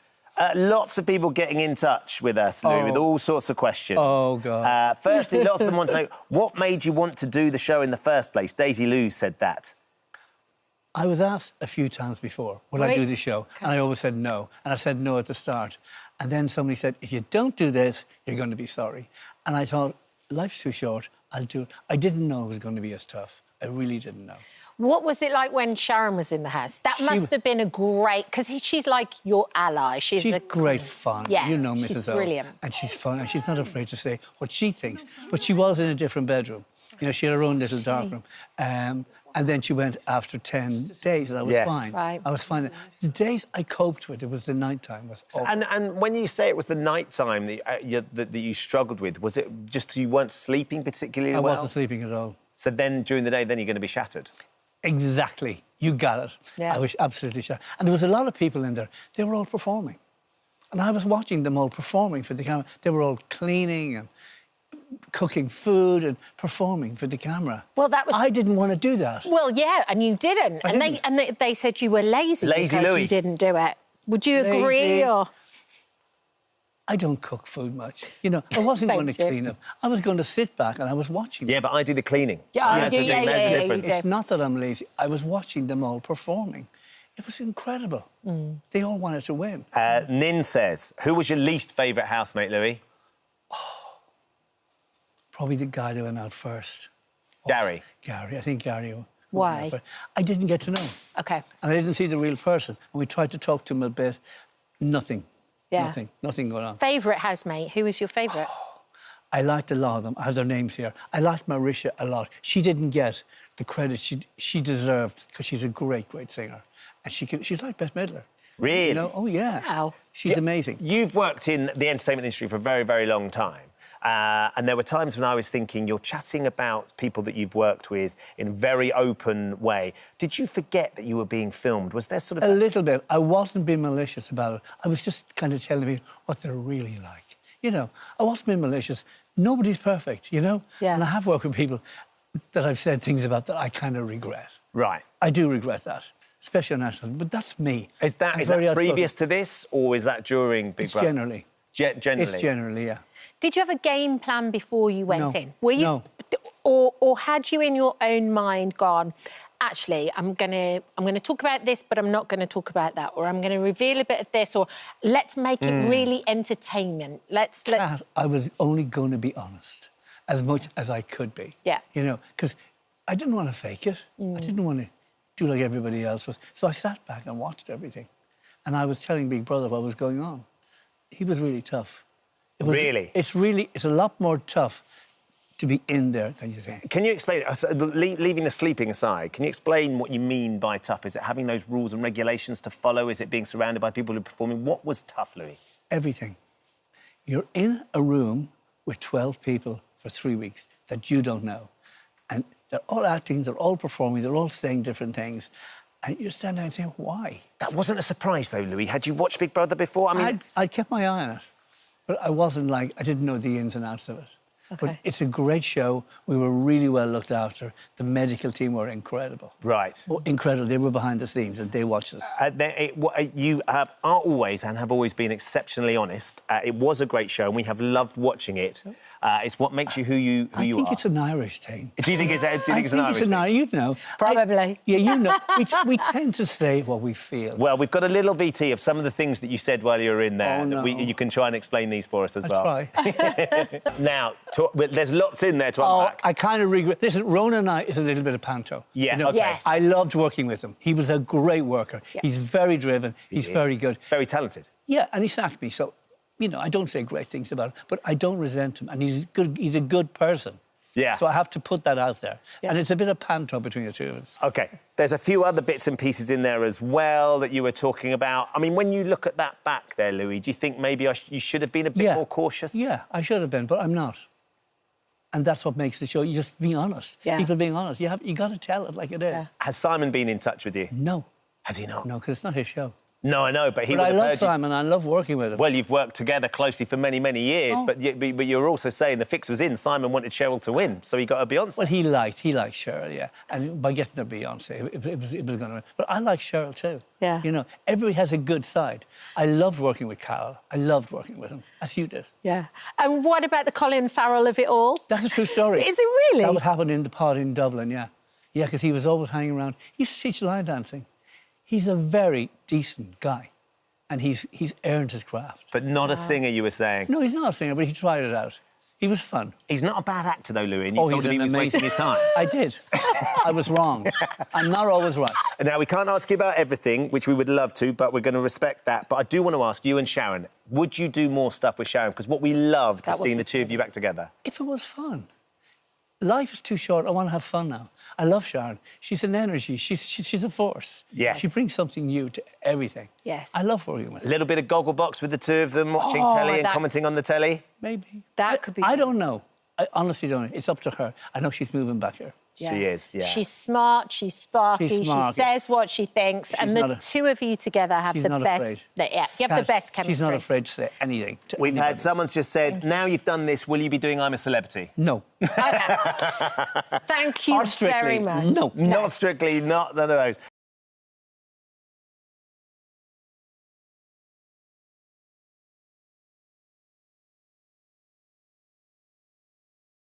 Now, I actually had a really exciting day yesterday because I got the call to go and sit with none other than Hollywood A-lister Paul Rudd. And, you know, we had a couple of drinks. One thing led to another. And we chatted about his latest film, blockbuster movie, Ghostbusters Frozen Empire. Take a little look at this. Hello? Is anybody there? It's freezing in here. It's absolutely freezing. What's that noise? Is that Ghost? Can someone put on the lights? Oh, you've been there the whole time. The entire time. Paul Rudd. Welcome back to This Morning. Thank you. Thank you. Thank you very much. It's always a pleasure talking to you. It's nice talking to you. We have really blown the budget here. You grab that end, I'll grab this end. Okay. We've treated you to your own luge as a nod to the Frozen Empire. Whoa! That's This Morning. That's what That's we're on real. now. That's legit. And That's I'll tell you, impressive. We're even going to put a drink in there for you. Okay. Can I get you an iced tea? I know you're a fan of tea. Yeah. We could give you a lager, or we could hit the hard stuff, and I could pour you a vodka. Well, it's your show. What do you choose? We'll go with the vodka first. Here we go. Vodka first? Do I Yeah. put my cup here? Yeah, so that is a little vodka for you. Okay. And I'm going to give you a bit of Coke with that, and then we can conduct the interview. Okay. Because this is how we roll. Here we are. There you go. All right, you tell me when. I'm good. Yeah, all right, lovely. Beautiful. You know, I haven't had breakfast yet. Oh, dear, we're so sorry then. And we're getting you on the vodka already. Sorry about that. That's good. Your character, Gary, in Afterlife, he turned into a giant dog. He took on some evil spirits. And then you got it on with your student's mum. What's your character up to now? When you describe it like that, it seems as if the next thing that I'm up to now would be brutal and horrible. And now I've actually moved in with them. So technically, it was a good move. I'm now living in New York with the family, dating the mom, and fighting ghosts, busting ghosts alongside them. Phoebe Spangler, you stay inside this car. I have a ghost to bust. All right, that was cool. Gary, come on. No, I know, I'm sorry. It's just the way she said it. It sounded cool. So we've grown up with Ghostbusters, as we all know and love it. This movie was a major film when I was a kid, and I've grown up seeing it. And to actually now be a part of it is surreal. It's amazing. It's such a trip to put on the suit, to put on a proton pack, but like turn to my right and see Bill Murray and Dan Aykroyd and Ernie Hudson and Annie Potts standing alongside doing the exact same thing. It's like stepping out of a movie from your childhood. I mean, I got to drive that car. Did you? The Ecto-1 is, I mean, talk about an iconic vehicle. I actually got to drive it. I got to put it in reverse, which really scared the crew. Because it's a cumbersome drive. It's not easy. You've got power steering. No, it doesn't have power anything. I mean, it looks like it should work. It looks like you should be able to capture ghosts and things with all the wires, and it's really impressive. And it's also from the original film. It's from the original film. I think that's my one of the God. ones. I think they made like 13 or 14 of them in total. It was very exciting, and one of those things where you think, how cool is this that I'm actually getting to drive this thing? Well, talking of the original, Slimer's back. Yeah. Was he tricky to work with? Well, I didn't have to work with Slimer, but You enjoying that? Yeah. I've got more if you need it. terrific. All right. Slimer, I didn't get to really work with, but I did see the puppet. That's a pretty cool thing that it isn't CG. Slimer's actual puppet, and so. Hold on, the Slimer's a puppet. Yeah. It's not CG. It looks CG though, didn't it? Well, they add some effects to it.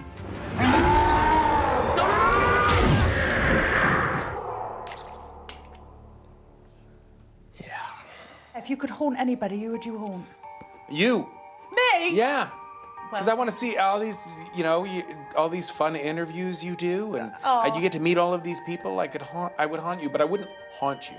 I wouldn't make your life difficult? Well, Paul Rudd, you know we don't like to come to these interviews empty-handed. I Yep. have bought you a little present. I've bought you a bust of your face, Really? right? Are you ready for it? Oh, dear. It melted. It's melted. It's melted. I mean, this would have been your nose. There you go. I see it. I do see it. Paul Rudd, thank you so much. You are so lovely. The nicest man in Hollywood. Welcome. Oh, you've just set your nose. Thank you for coming. Thank you very much. That was I love great, him. Jose. What a lovely guy. Do you know what? They all say Paul Rudd is the nicest Everyone bloke in says that, Hollywood, yeah. and I can confirm he actually is. And he's like that off screen as well. He's You're just one of the lovely. nicest people in television. Oh, but what's stop it. interesting about you is after that interview Yeah. and the junket finished and everyone went their separate ways, Yeah. well, someone went back into the room and we captured that. Like, can we have a little look as to what she was up to? If it's good enough for Paul Rudd, it's good enough for me. I've been dying to have a go on this. He went in and did the vodka luge. Look at her. Oh, no. She's still there, no one in the room. Just keep on going. The thing is... With a little carrier. There we are. I've always wanted to have a go on a vodka luge. yeah. You know, drinking on the job and all that. We did it last week. I thought, you know, why What were bring you it like? up a Just, lifetime? guys, I've just left my bag in now. Just go back. Great, good for There you. we go. Yeah, it was nice, yeah. Wonderful.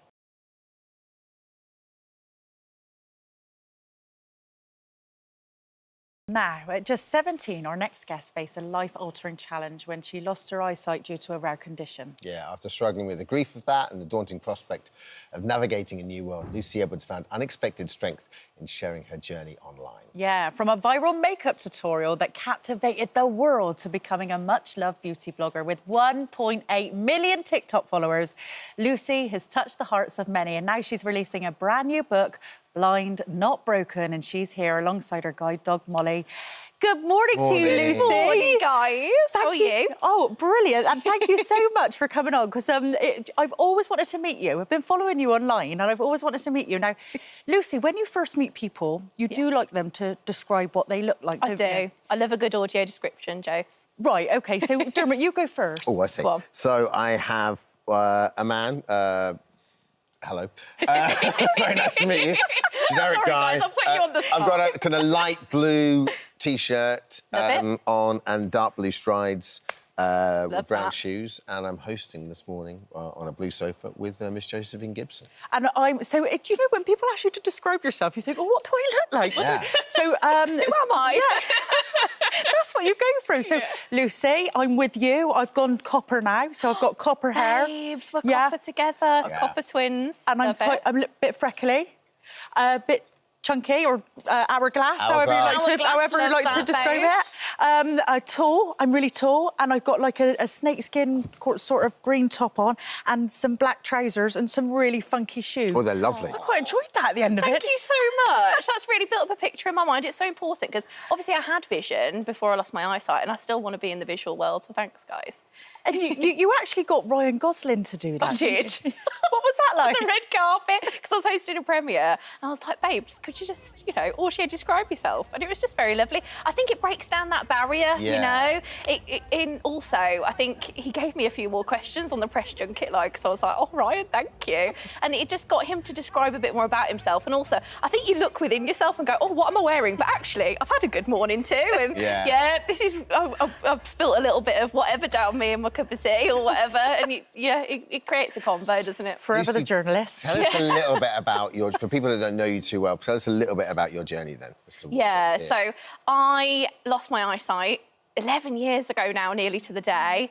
I have a really rare genetic condition called incontinenti pigmenti. Bit of a mouthful, we say IP, but it runs down the female line of my genes, although my mother isn't blind or anything. So it's really rare. If we look at IP as a whole, it's only really 1,000 people in the world with the condition, and then 5% of those actually lose their eyesight from it. So yeah. Luce, I mean, I couldn't imagine, you know, because you've had your eyesight and then you've lost your eyesight. What was life like navigating after you've lost your eyesight then? And is that all in the book? It's all in the book. Yeah. So, you know, when we think about surviving, not thriving, all my best friends going to university, my boyfriend and now my husband. He's lovely. I met him earlier. He's so nice. I just love him. He's my rock. And I just think, you know, back then I was in a dark place, you know, when we think about my mental health, it was at rock bottom because I had to learn how to live again, guys. You know, you have to learn how to pour a cup of tea. And I'm like, oh, well, I'm 17 and I'm learning again how to like put my toast on. It's all very frightening. And, you know, having my guide dog and I think, you know, when you hold a guide dog harness for the first time, you're like, oh my gosh, this 2-year-old dog is going to guide me everywhere. I'm used to me, myself and I. So, you know, I didn't really think about the loss of my vision as affecting me, but my sense of self was really shattered. And I was like, the world around me views me so differently now, but I'm just still the same Lucy and it's so weird, you know? You did say that your dog Molly would faceplant as soon as you started, and you were not wrong. So, yeah, I can't imagine that level of grief and panic is the first word I put down. Yeah. Because you lost your eyesight in one eye, didn't you, when you were younger, and then the second eye went. Yeah. How do you get out of that? When do you start to bottom out and you start to approach the world with a bit of positivity? How long did that take, and what were the steps? I think you swim in a sea of grief for so long. Yeah. Like, all of us have that grieving story. It may be in some capacity. Maybe you've lost a loved one.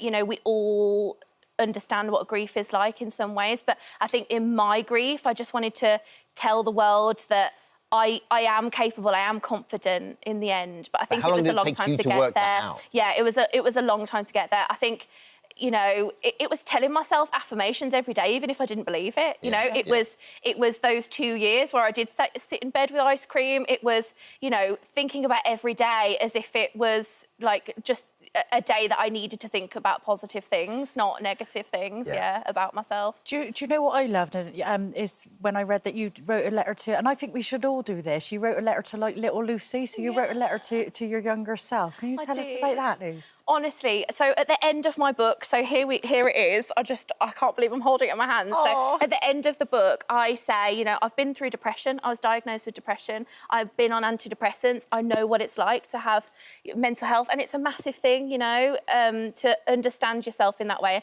I still have a psychologist, you know, I deal with a sighted wealth every single day that isn't made for me, but yeah, I wanted to tell those little Lucies, you know, on day one, someone's losing their vision right now today, someone's grieving today, right now, on their day one, I wanted to be their role model because I didn't have one and I was grieving. And what I want to also say about this book is that I've got Braille on the front cover. I don't think anyone's ever done that before, which is so cool. It's like bringing like the visual world and the blind world together, because that's what I'm all about. And the lovely Nav lens code, which you can scan with your phone, and it just tells you a bit of an audio description of the front of the book, which I think is really cool. What's the process like learning Braille? How tough a language is it to learn? You know what? I did at school, so I think as a young kid, it's a bit malleable, your brain is, right? But I think having a visual language for me, A, B, C, D, and then kind of learning the tactile version, grade 2 kind of condenses it. So it's like text speak. I can't really get on board with that, but grade 1, because I've got a visual brain. Yeah. It sounds really weird being a blind person with a visual brain, but it is tough to kind of... And the actual process of writing the book, do you record it? Like, you know...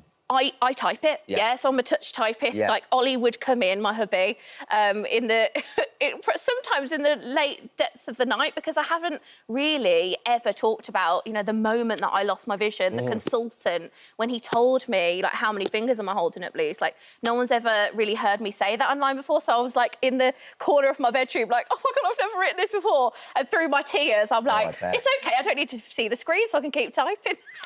You know, the positives. So. And I can't have you on without talking about your lovely husband, Ollie. He's so nice. And I've watched podcasts of you two together. He's hilarious. You two together are so funny. But you did do your wedding a little bit differently, didn't you? Oh, my gosh, that was a movie moment for me. Yeah, so walking up the aisle to just Arrival of the Birds, like, that song always gets me, because The Theory of Everything is just a massive film for me. And yeah, Stephen Hawking has always been a massive inspiration. So yeah, up the aisle, we had 3D audio, and he actually made, my hubby made the track of it kind of crescendoing as I got to the end, so I knew where I was. The scented flowers up the aisle. We're talking about everyone being blindfolded in the audience, and Ollie being blindfolded and then feeling my dress for the first time. Miss Molly having a collar on and a bell so she could hear all my bridesmaids being audio described. It was just I love the fact Ollie was blindfolded, so we had exactly the same experience as you. It was just beautiful. Because the blind experience isn't a less than experience. It's like he just sees it as his world too. Yeah, and I feel like we went blind together, and that's probably like a controversial statement, but the emotion of it, because I saw him before I lost my vision. Yeah. Like we just went through it together. And Miss Molly had her star moment. I mean, she was matched to me. I have because just seen a picture of her asleep, so again, at your wedding. Because she's like, babe, I mean, if the camera's always here, her sparkly collar, that's why she's called Miss Molly, you know. Lucy, do you know what? I'm so glad I've met you. It's such a pleasure having you on. Blind, Not Broken, out now. Thank you you're such an inspiration. Thank you so much for coming on. Thank you so much. The Braille copy is also available for the RNIB. What a marketer. What a marketer. Thank you, Lucy. Thank you, guys. All right, good luck with everything.